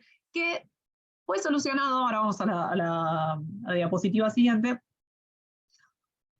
ateniéndonos a las palabras de Martín Sarmiento, este hombre que era un erudito benedictino español, sí, que aventuró una hipótesis que, como digo, no deja de ser una hipótesis acerca de la posible fecha de traducción. Este hombre, Martín Sarmiento, este erudito, se refiere a una copia del Khalil ad-Dimna que él aparentemente vio, dice hace cosa de, voy a leer la primera parte de la cita, de Martín Sarmiento, a la cosa de 7 u 8 años, que un librero compró una porción de manuscritos que habían quedado de un tal Pantoja, docto y curioso, y los cuales se vendieron después en Portugal. Entre ellos había un manuscrito castellano en cuarto y escrito en el siglo XV. Y el título de esta obra era el siguiente: el libro de Khalil ad-Dimna, que fue sacado de arábigo en latín romanzado, por mandado del infante Alfonso, fillo del rey don Fernando, en la era de 1389. ¿No? Entonces acá tenemos otra fecha, que es distinta, que recuerden que teníamos 1299, acá tenemos 1389, o sea, 100 años después. Vamos a la siguiente. Bueno, entonces el análisis de este título le sirve a Martín Sarmiento y a Pascual de Gallangos, que es el primer editor del Khalil ad-Dimna castellano, para desplegar una teoría acerca de la fecha. Dado que el año 1389, que sería el año de esta copia, ¿no? Que Martín Sarmiento dice que vio, porque a todo esto Martín Sarmiento dice que vio, pero es una copia que nadie vio efectivamente. Luego en algunos testimonios posteriores lo que afirma es que él lo vio por referido, así que no estamos seguros de que la haya visto esta copia. Pero dado que el año 1389 de la era hispánica equivale al año 1351, donde no hay noticia de ningún infante Alfonso o infante Alonso, Sarmiento decide que acá también hay una errata en el segundo dígito, y que el copista se refería originalmente al año 1289 de la era hispánica, que sería el 1251 después de Cristo, un año antes de la coronación de Alfonso, cuando todavía era infante. Y esta hipótesis, que elige el año 1251 como fecha de traducción del Khalil ad-Dimna, permite pensar que también en el colofón del manuscrito A había una errata en el tercer dígito, digamos que en vez de 1299 era 1289, y entonces queda consolidada 1251 como la fecha, una fecha probable de traducción. Ahí estamos todos contentos. Alfonso sí era infante en 1251, pero hay que aclarar que se trata de una hipótesis no comprobada y no, digamos, no respaldada por ningún testimonio concreto que se haya conservado. Pero bueno, voy a hablar un poco sobre los contenidos de la versión castellana. El Calilea Dimna se compone de 3 introducciones, que luego voy a mencionar, y de 16 capítulos. Las introducciones son la introducción de Ibn al-Muqafá, el capítulo de cómo el rey de Yerbe envió a Bersebui a tierra de India, que es lo que también se conoce como el viaje de Burzoy. Bersebui o Bersebuey es la traducción castellana de este sabio Burzoy, y la historia de Bersebuey, o sea, la biografía de Burzoy. Bueno, y los capítulos, no los voy a repetir todos, sí decir que tenemos los 5 capítulos del Panchatantra, que son del león y del buey, bueno, de la paloma colorada, los cuervos y los búhos, la palo del simio y el religioso y el gato. Tenemos la adición de la pesquisa de Dimna, y luego lo llamativo de estos capítulos es que tenemos los últimos dos capítulos, que son de las garzas, del zarapico y de la golpeya, de la paloma, el alcaraván, son adiciones que pertenecen específicamente a la rama, digamos, de manuscritos en la que pertenece el Calilea Dimna castellano. Y el Calilea castellano tiene una serie de particularidades que comparte también con otras versiones hebreas, las hebreas de Rabbi Joel y de Jacob Ben Eliezer, y las latinas de Juan de Capua y de Raimundo de Béziers, y también de 2 manuscritos árabes, el manuscrito OR 3900 y el BNF árabe 3478, uno de los cuales estamos leyendo, el segundo lo estamos leyendo con Federico en este momento. Es un manuscrito árabe que se supone que es el más cercano a la versión castellana. Y como decía, bueno, los rasgos principales de esta rama, a la que pertenece el Calilea castellano, destaca Niejos Panagiotides, que es un bizantinista, destaca el orden arcaico de estos capítulos introductorios, que ubican el prólogo de Ibn al-Muqafá previo a la versión corta, o sea, se abre, este Calilea castellano se abre con el prólogo de Ibn al-Muqafá. El orden específico de los capítulos principales, que es el que está establecido anteriormente, y la edición de estos últimos capítulos. Y la omisión del capítulo de origen iranio, El rey de los ratones, que no se encuentra en ninguno de los manuscritos o testimonios conservados de esta rama. Bueno, acá tenemos una bella ilustración árabe, un manuscrito persa, perdón, que es el ave Fansa se niega a regresar al servicio del rey. Lamento que el tiempo sea tirano porque es una historia muy simpática. El rey está tratando de hacerlo bajar en realidad porque quiere vengarse de algo horrible que le hizo la ave Fansa, y todo el tiempo es muy llamativo como las palabras, el discurso regio siempre es como muy engañoso y muy poco noble, ¿no? Como muy poco, en realidad lo que está haciendo es tratando de convencerlo con mentiras para que baje. Pero bueno, spoiler alert, no baja. El pajarito sabe que no hay que confiar demasiado en la promesa de un rey. Bueno, y voy al último punto, que es el del análisis de los prólogos. Federico dijo en su parte de la presentación que es cierto que los prólogos condensan un poco la historia de las traducciones de estos manuscritos, y que son como una especie de novela dentro de la novela, ¿no? Y es cierto, son muy interesantes estos prólogos, además cada uno fue agregado en una instancia distinta de la circulación del texto. Yo como especialista en literatura castellana, lamento mucho que no hayan, porque además nos solucionaría muchas interrogantes. Si en la traducción castellana se hubieran agregado un prólogo, pero eso no sucedió lamentablemente, así que tenemos estos 4 prólogos o preámbulos, que son el preámbulo de Ali ibn al-Shah el persa, el viaje de Burzoy, la autobiografía de Burzoy y el prólogo de Ibn al-Muqafá. Así que vamos a hablar sobre estas 4 introducciones. Bueno, el preámbulo de Ali ibn al-Shah el persa no figura en los manuscritos medievales, pero sí figura en la edición que hizo Silvestre de Sacy, que está basada en manuscritos posteriores. O sea, no figura en los manuscritos árabes medievales. La datación de este prólogo también es discutida, no se sabe si se introdujo antes o después de la traducción al árabe, pero bueno, y lo que tiene como de particular este prólogo, lo que suma, es que explica la identidad del rey y del filósofo que dialogan en el relato marco. Nosotros tenemos un relato marco, cada capítulo se abre con un rey haciéndole una pregunta a su filósofo y su filósofo contestándole con la narración de este capítulo, que son el rey indio Dabshalin y su consejero Baidaba. Pero cuando uno lee tanto las versiones árabes medievales como cuando uno lee el Calilea Dimna castellano, no sabemos quiénes son. El rey y el consejero aparecen luego de las introducciones y nunca se habla acerca de sus identidades. Este preámbulo sí cuenta la historia del rey indio, que era un rey muy tirano, pero que modifica su conducta por los consejos de este asesor Baidaba, y el rey decide finalmente poner por escrito las enseñanzas de este consejero, Y el final de esta historia menciona a Cosroes, a Noshirwan y a Bursoy, que van a ser los que van a traducir este texto del indio al persa, lo que de alguna manera se enlaza con las introducciones siguientes. Y de hecho es muy llamativo porque lo que en un momento le dice el rey, algo así como, bueno, y vamos a mantenerlo para que no sea cosa de que traten de robárnoslos los reyes persas o el rey persa, digamos, hay como también una idea del celo y de mantener en el tesoro real estas enseñanzas del asesor. Pues tenemos el viaje de Bursoy, que se registran dos versiones principales, lo que se llamó la versión larga y la versión corta. La versión larga se encuentra en la mayoría de los manuscritos árabes de Khalil Awadimna, incluyendo Bonallejo y Assam, que son los dos editores de las versiones medievales, los manuscritos medievales más relevantes, y en todas las versiones impresas del texto árabe y las traducciones griegas y persas. La versión corta se encuentra solo en un pequeño número de manuscritos árabes, también en la versión latina de Juan de Capua, en la versión hebrea posterior y también en la versión española. Ese es el que está, la versión corta es el que se encuentra en el Khalil Edimna castellano. Bueno, la historia de la versión larga. En la versión larga es el rey Cosroes Anushirwan, el rey de Persia, se entera de que en la India hay un libro que contiene todo lo que un rey tiene que saber, todas las enseñanzas que un rey necesita, el Khalil Awadimna. Y para conseguirlo envía a Bursoy, este médico que es un médico de su confianza. Bursoy se introduce en la corte del rey de India, pero no le cuenta a nadie el verdadero propósito de su misión, también es muy celoso, ¿no? con su misión, y eventualmente se hace amigo de un indio llamado Asawai, y luego de un largo intercambio de ideas en el que confirma que este es digno de confianza, bueno, puntos suspensivos, Asawai se lo consigue, ¿no?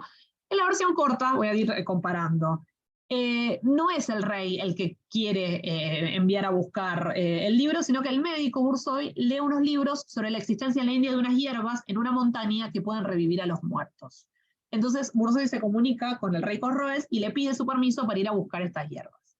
El rey le autoriza y además le otorga una serie de presentes y de regalos para los reyes de India como para ablandar sus voluntades.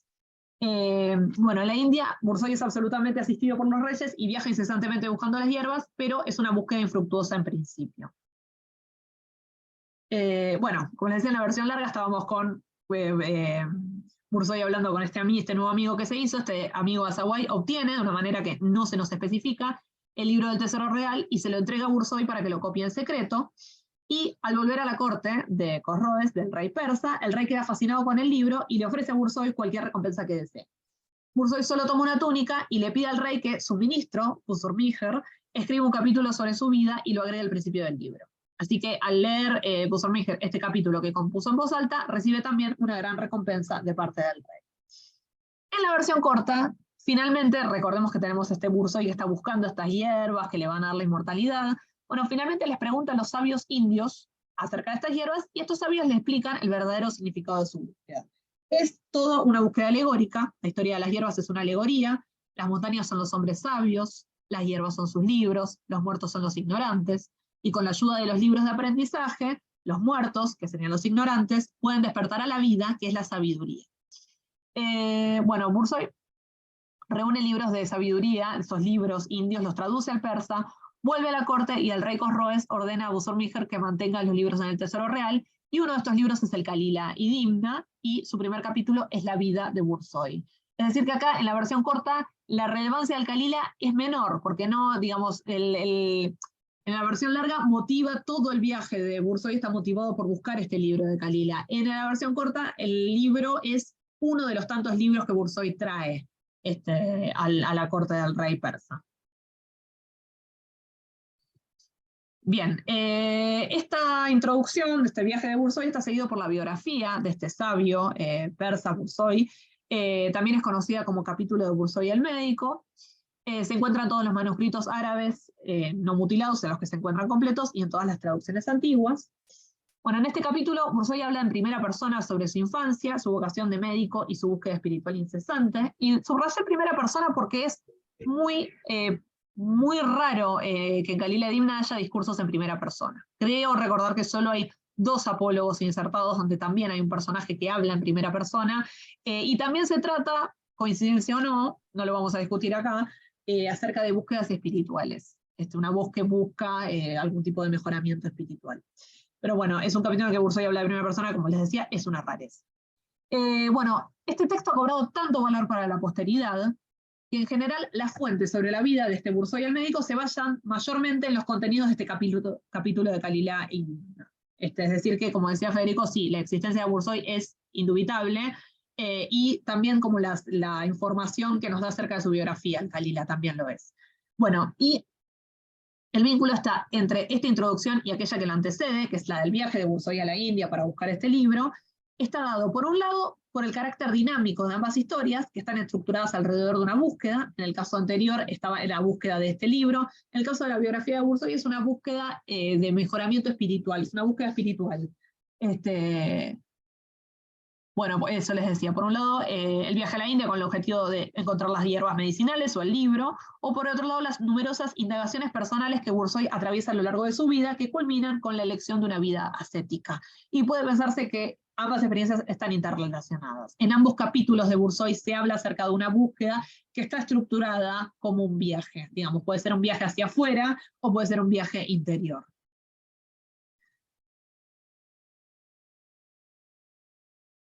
Bien. Hay dos fragmentos, y con esto voy a ir cerrando ya, hay dos fragmentos que son bastante problemáticos y que han atraído mucho debate de parte de la crítica de la biografía de Bourzois.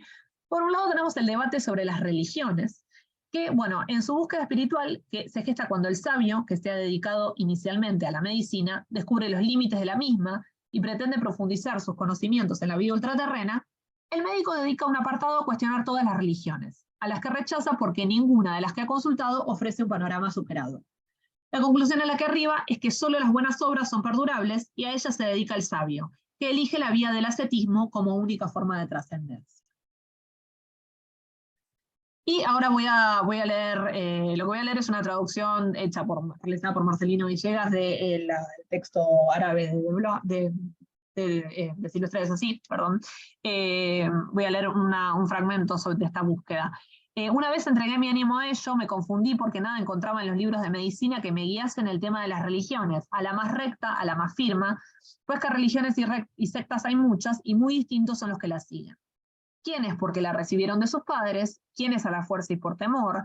¿Quiénes porque desean las cosas del mundo, su modo de vida y sus placeres? Pero todos pretenden estar en lo cierto, en el buen camino y la vía recta, y que quien disente de ellos está ciego y perdido, puesto que la discordancia respecto al Creador y a la criatura, al principio y el fin y demás, es enorme, y todos desautorizan, tienen por enemigos y calumnian a los que piensan de otro modo. Y otra cita, inquirí y reflexioné sin encontrar más certeza que comprobar que todos alaban la propia doctrina y afean la de los demás. Ninguno encontré entre ellos que tuviera este modo de equidad que convence a las personas de entendimiento. Antes bien, todas sus razones eran inconsistentes y mentiras. Todos se daban a la injuria y el ultraje. O sea, son citas bastante polémicas acerca de las religiones. Y además hay que pensar que lo está diciendo sobre todas las religiones. Lo que dice es consulté a todas y todas me parecieron eso. Injuria, ultraje, que es una cita bastante polémica. Bueno, el hecho de que este apartado no solo no destaque positivamente ninguna religión, sino que las rechace a todas por igual, ha suscitado polémicas entre los especialistas que aún no han sido resueltas completamente. Por un lado, bueno, en una de las ediciones más tempranas del texto árabe de Khalil Awadimna, Ignacio Ouidi acepta la autoría de Bourzois al afirmar que este fragmento es una confirmación de las discordias y pasiones religiosas propias del siglo VI persa. Sin embargo, con posterioridad, numerosos autores han postulado, a la luz de una afirmación del historiador persa Al-Biruni, que el verdadero autor de este apartado, y tal vez del capítulo entero sobre Bourzois, no es otro que Ibn al-Muqaffa, el encargado de traducir este texto del persa al árabe Kirka 750 después. Entonces, eso es lo primero que se debate. Bueno, ¿quién escribió? ¿Quién escribió este fragmento sobre las religiones y quién escribió toda la biografía? Bueno, el arabista Paul Krauss encontró similitudes concretas entre el discurso de Bourzois sobre las religiones y un fragmento de la lógica de Paulo el Persa, que fue un filósofo y matemático que vivió durante el siglo VI en la corte de Khosroes Anushirwan, o sea, fue contemporáneo de Bourzois. En este tratado de lógica dedicado a Khosroes I, el autor despliega una serie de dudas sobre la validez de las religiones que tienen múltiples puntos en común con el discurso de Bourzois. El hecho de que ambos discursos se originen en la corte del mismo rey, del rey Khosroes I, lleva a Krauss a la conclusión de que existía en el contexto cortesano persa una tradición filosófico-literaria que alentaba y validaba las disquisiciones acerca de las contradicciones inherentes a las doctrinas religiosas. Se puede plantearse la hipótesis de que en el ambiente literario de la corte de Khosroes existía una buena predisposición al desarrollo de ideas filosóficas que se presentarán, al menos en apariencia, contrarias a la religión. Incluso puede aventurarse la existencia de una moda literaria que normalizara estos debates sobre la validez de las religiones. Pero que cuando uno lo lee por primera vez al menos no deja de sorprender, como la osadía, ¿no?, de este fragmento. Y después por otro lado tenemos el discurso médico, que es otro fragmento que ha llamado la atención de la crítica, que es un momento en el que se desarrolla una serie de conceptos científicos sobre la vida humana. Y del análisis del texto de la autobiografía y su cotejo con textos indios de medicina, la crítica ha llegado a la conclusión de que el autor del capítulo tenía que ser versado en materia de medicina india, lo que cuadra de manera más armónica con la persona de Burzoi, que era médico de profesión, que con Ibn al-Muqafá, que recordemos que era secretario, hijo de secretarios, nunca tradujo un texto de medicina, que sepamos, ¿no? Bueno, esto es que todo, voy a leer la cita de Burzoi, todo lo que gozamos en el mundo no es más que pesar y dolor, y que el ser humano se debate en el dolor de este mundo desde el instante de su concepción hasta que concluyen los días de su vida. En los libros de medicina se lee que cuando el líquido de que está previsto el varón normal entra en la matriz de la mujer, se mezcla con la sangre y el líquido de ella se espesa y se lo solidifica. Que la ventosidad agita luego sangre y líquido hasta que adquieren consistencia de queso o requesón espeso y vasto, que después marcan ello los miembros de un niño y que con ello comienzan sus días. Si es hembra, tiene la cara mirando la cara de su madre, y si es varón, tiene la cara mirando la espalda de su madre, las manos sobre las mejillas y el mentón sobre las rodillas. Está recogido en la placenta, que es una especie de bolsa, por así decir, y respira difícil y fatigosamente, porque aún no tiene desarrollados los órganos y porque está oprimido por arriba por el calor y peso del vientre, y por abajo por la tiniebla y la estrechez de abajo. Está sujeto a su madre por una tripa que va de su ombligo al de ella, y por esa tripa absorbe y asimila el alimento. Bueno, y por último tenemos el prólogo de Ibn al-Muqafá, que es este traductor del persa al árabe. Se encuentran todos los manuscritos árabes que no están mutilados, y probablemente desde esta fuente también pasó a la traducción castellana, la versión griega, la traducción latina, 2 traducciones persas y una traducción hebrea posterior, entre otros. En general, está ubicado este prólogo antes de los preámbulos de Burzoi, y funciona como una suerte de guía de lectura que explica la forma en que estos capítulos deben entenderse, que igual hay que llamar la atención sobre que si está ubicado antes de los preámbulos, en realidad cronológicamente este prólogo iría después, ¿no? Ibn al-Muqafá moldea un lector ideal, tarea para la cual se vale de 5 apólogos insertados en el discurso. Apólogos son relatos que están insertados dentro de este relato marco, que tienen como objetivo detallar la forma en que debe realizarse el acercamiento al contenido de la colección. Así que esto tiene que ver con este sentido evidente y este sentido oculto de los que hablaba Federico en la introducción.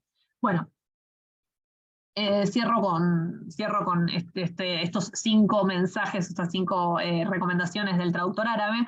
Bueno, inserta 5 relatos para ejemplificar la forma correcta de leer y de aprender los contenidos del libro. Por un lado tenemos no apurar la lectura, sino leer reflexionando sobre el contenido de lo leído, que está ejemplificado en el relato del hombre que fue robado por los cargadores. Luego, separar el contenido superficial de la lectura de su significado profundo. Luego, no detenerse en la teoría, sino hacer uso práctico del contenido del libro. No desesperar del futuro, pero tampoco desdeñar el esfuerzo. Y ser prudente en el uso de la astucia y no intentar traicionar al amigo. Y cierro con esta última reflexión, que de estos 5 relatos, al menos 4 tematizan o ejemplifican una situación de robo. Es algo que cuanto menos es destacable. Cómo se valía Ibn al-Muqafá con relatos que tuvieron que ver como con los peligros que tienen a la vida cotidiana, ¿no? Siempre es alguien que está en su casa y que alguien viene a robarle, o que encuentra un tesoro y alguien viene a robárselo, que también tiene que ver con enfatizar como lo atesorable de estos conocimientos, ¿no?, que se están traduciendo. Bueno, yo llegué hasta acá. Perdón, Fede, si querés podés leer el manuscrito si querés, pero quería contar esto antes. Y tenemos finalmente el zapatero cortando la nariz de su esposa, también un cuento como muy polémico, muchos, de hecho ha sido utilizado para hablar acerca de la violencia de género en estos relatos. Bueno, que es un manuscrito también persa. Aparentemente cortar la nariz de la esposa era algo que... perdón.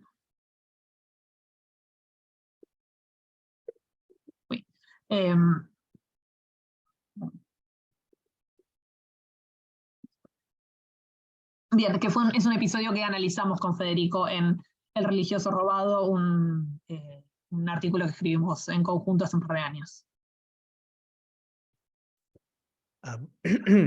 ¿Y qué pasó, Flores? ¿Te perdiste la imagen? Sí.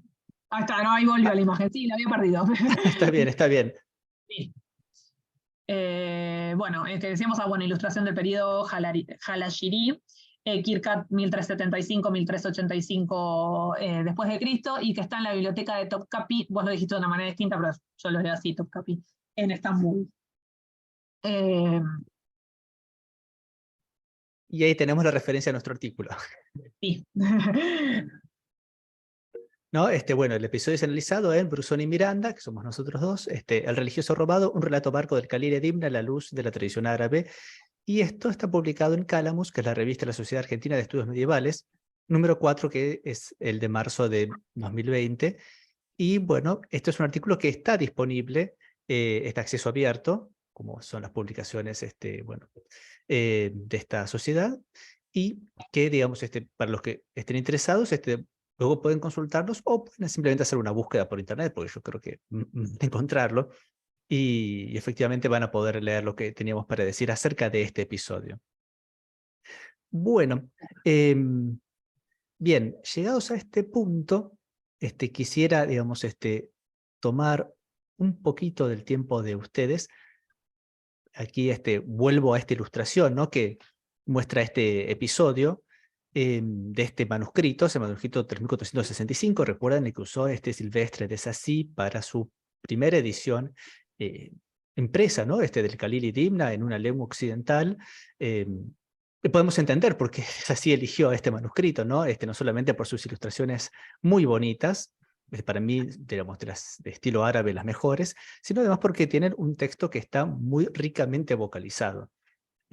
Aquí, digamos, para los que no conocen cómo es el sistema de la escritura árabe, deben saber que es un sistema de una escritura alfabética imperfecta, ¿no? Solamente se registran en esta escritura las consonantes y las vocales largas, mientras que las vocales breves y otros signos de lectura que son necesarios para entender el significado del texto, no siempre se encuentran, ¿no? Digamos, en este caso, el escriba lo proporcionó al manuscrito, pero en muchos casos este aparato, digamos, de signos auxiliares es deficiente o puede estar faltando del todo, ¿no?, en nuestros manuscritos. Lo que quería hacer ahora, y espero que, digamos, la fortuna me acompañe en esta empresa, esto es prácticamente una improvisación, pero espero que sea, digamos, feliz.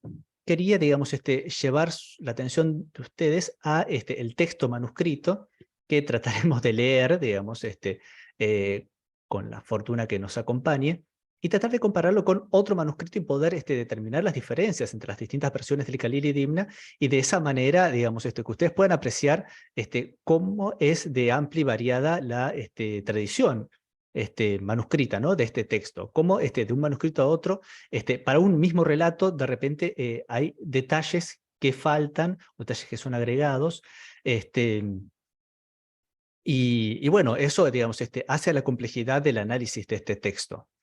Espero que me acompañes también el tiempo, ¿no? Por supuesto, pues no sé si contamos con mucho de él. A ver, voy a tratar de compartir aquí. Pueden ver, ¿no?, digamos, ahí la pantalla del navegador. Flor, Adrián, ¿pueden ver? Perfecto. Sí, sí. Bueno, este es justamente es el texto del relato de el ladrón, ¿no?, que sorprende a esta pareja en su lecho. Entonces, este se inserta dentro de un relato que es el del cuervo y los búhos, y está hablando el rey de los cuervos. Y no sé si se puede ver el cursor, creo que no. ¿No se ve? ¿Sí se ve? Ah, perfecto. Bueno, entonces tenemos el rey que pregunta, ¿no? Qala al-Maliku. Qala al-Maliku, dijo el rey. Wa kayfa kana thalik? ¿Y cómo fue aquello, no? Qala al-Wazir, dijo el visir, dijo el ministro. Za'amu, pretenden, dicen, annahu, que kana tajirun kathirul mal. Kana tajirun kathirul mal. Que había un comerciante rico o abundante en tesoros, abundante en riquezas, والمتاع y en mercancías. وكانت له امرأة o imra'atun, y tenía una mujer, Zatu Jamalin, o sea, dotada de belleza, wa anna sariqan, y que un ladrón, tasawwara, saltó, ¿no?, el muro, tasawwara beita tajiri, saltó el muro de la casa del comerciante, fadakhala y entró, فوجده, y lo encontró, نائما, durmiendo, lo encontró durmiendo el comerciante. ووجد امرأته, y encontró que su mujer, o encontró a su mujer, متيقظة, despierta. فذعرت من السارق, y se asustó ella del ladrón. فذعرت من السارق ووثبت, y saltó, إلى التاجر, y saltó hacia el lado del comerciante. فالتسمته, y lo abrazó, واعتنقته, y también lo abrazó. Eso es muy común en árabe. Muchas veces se dan dos palabras con el mismo valor seguidas para explicar, para que la expresión se entienda bien. وقد كان بوده, y él había deseado, لو دنت منه, y él había deseado, el comerciante, que ella se acercara a él. يوما ما, algún día, ¿no? No se explica por qué. فقال من أين إلي هذا النعمة, ¿de dónde me viene a mí esta bendición, ¿no? ثم بصر بالسارق, luego vio al ladrón. فقال, y dijo, أيها السارق, oh ladrón, أنت في حل بما أخذت من مالي ومتاعي, estás autorizado, o te perdono, por lo que has tomado de mi riqueza y de mis mercancías. ولك الفضل بما عطفت, y tienes mi favor por lo que has producido o logrado. A ver. قلب زوجتي, en el corazón de mi mujer, على معانقتي, para que ella me abrace, ¿no? Y ahí termina el apólogo o el cuento, ¿no? Bueno, este es el manuscrito que hemos mencionado, analizado, ¿no? Por Desacy, 1465, y no se entiende mucho por qué esta situación. Lo único que entendemos es que el ladrón entró a la casa, ¿no? Como vemos aquí, y la mujer lo abrazó al comerciante, y el comerciante se puso muy contento, y lo perdonó el ladrón, ¿no? Bien, ese es uno de los cuentos. No sé cómo estaremos de tiempo para poder hacer una comparación. A ver, con otro manuscrito, que sé que estábamos justamente analizando con Florencia. A ver, no, tengo justamente aquí. A ver si... Aquí estamos. ¿Lo ven, verdad?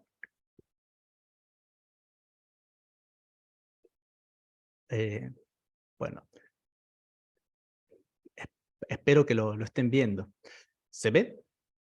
Bueno, dice, Sí, sí, قال sí. الملك. Perfecto, dijo el rey, وكيف كان ذلك? ¿Y cómo fue aquello, no? Siempre comienzan así. قال الوزير, dijo el ministro. ذكروا, dicen, ¿no?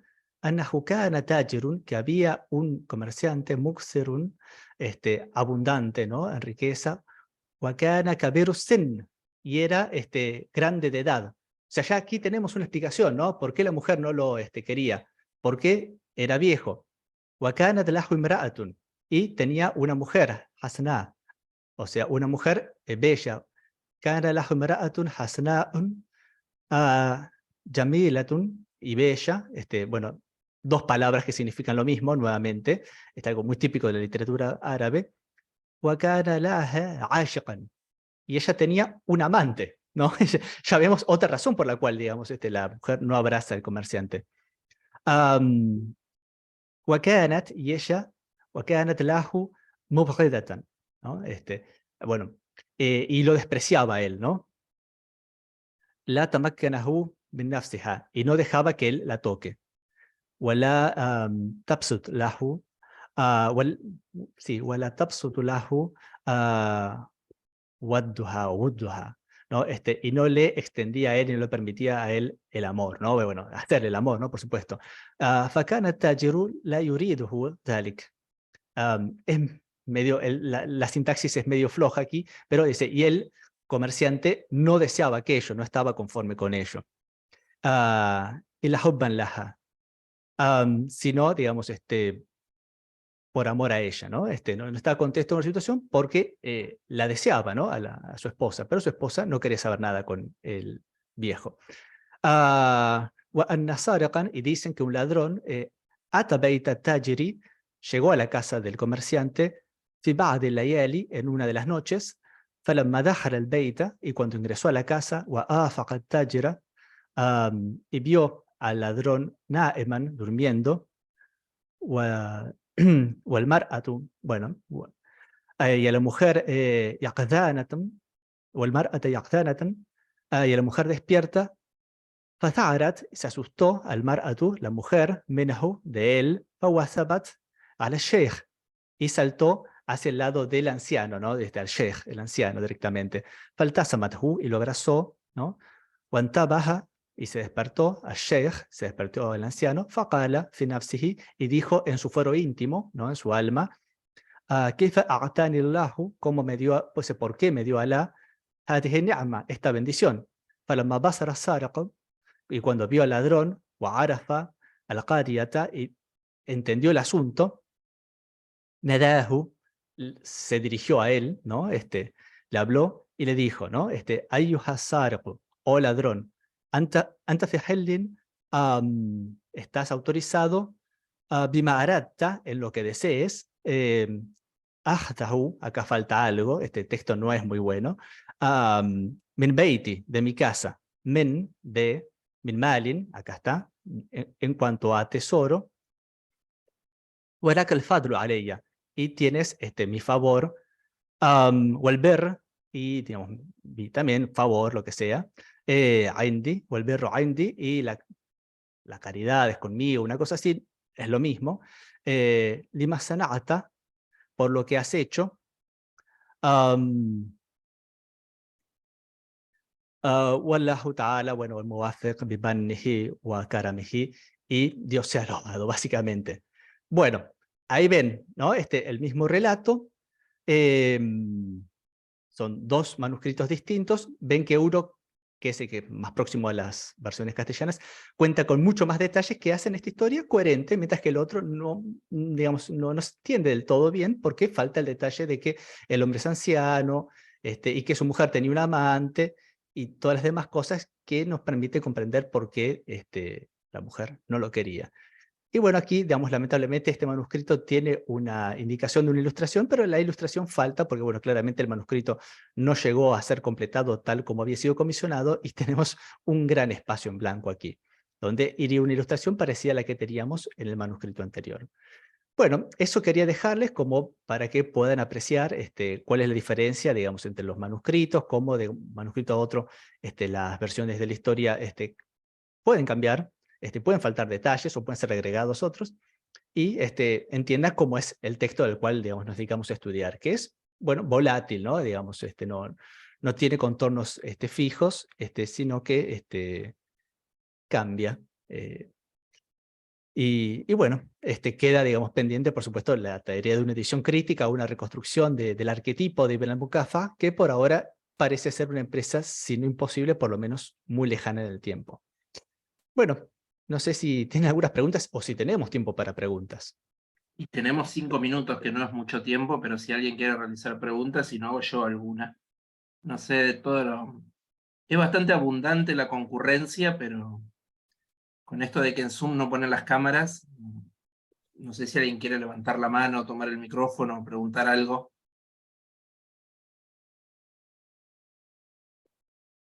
O en todo caso voy preguntando yo y cualquier cosa lo piden la palabra acá por el chat. Una consulta sobre esto último, justamente que decías que se necesita edición crítica y todo eso. Esta parece ser una obra bastante leída, bastante influyente. Es una pregunta muy de principiante, ¿no? Pero sobre el mundo de ustedes, digamos, sobre el mundo en el que trabajan ustedes. ¿Es común esto de que haya obras sin edición crítica, de que haya muchos manuscritos sin ediciones críticas, etcétera?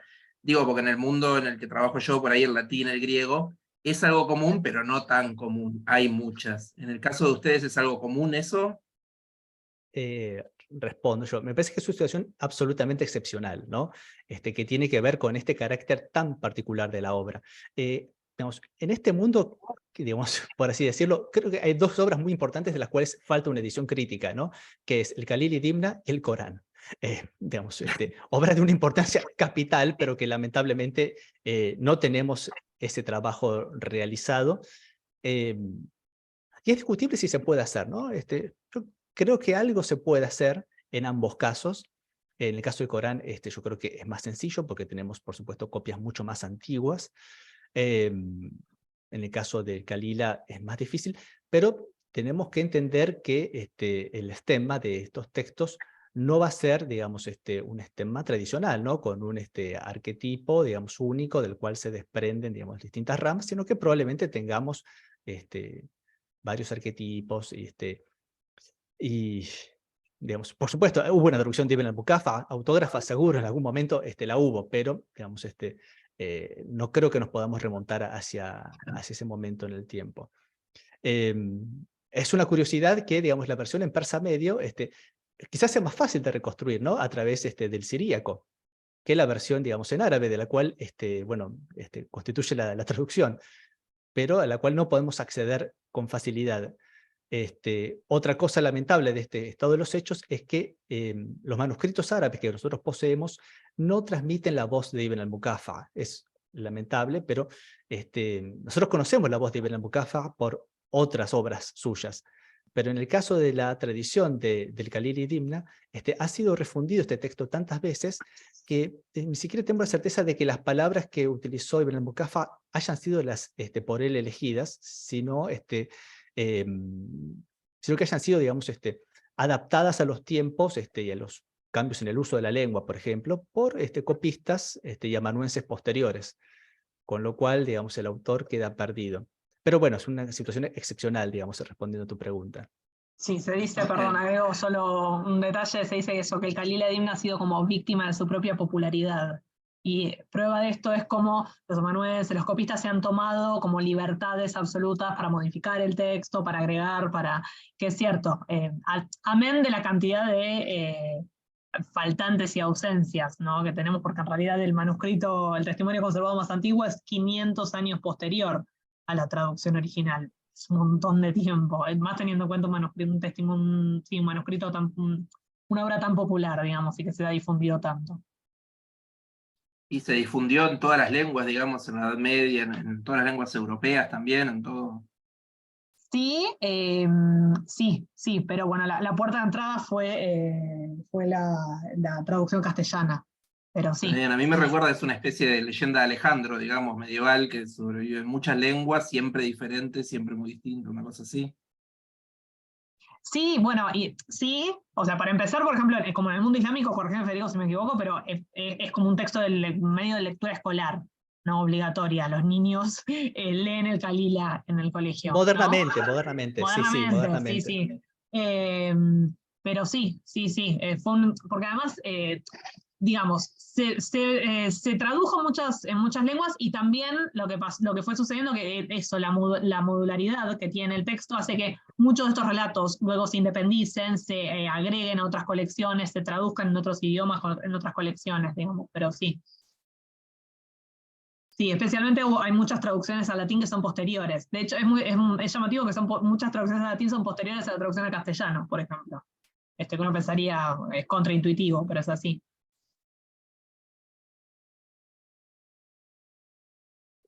Si alguien quiere preguntar, levanten la mano. En el Zoom, espero que sepan cómo hacerlo, no es muy difícil.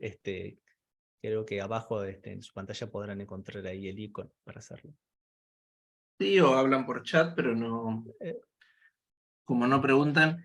Yo puedo hacer un comentario también que es, me voy con la idea de Josro, ¿no? De lo que se dijo acá del emperador sasánida.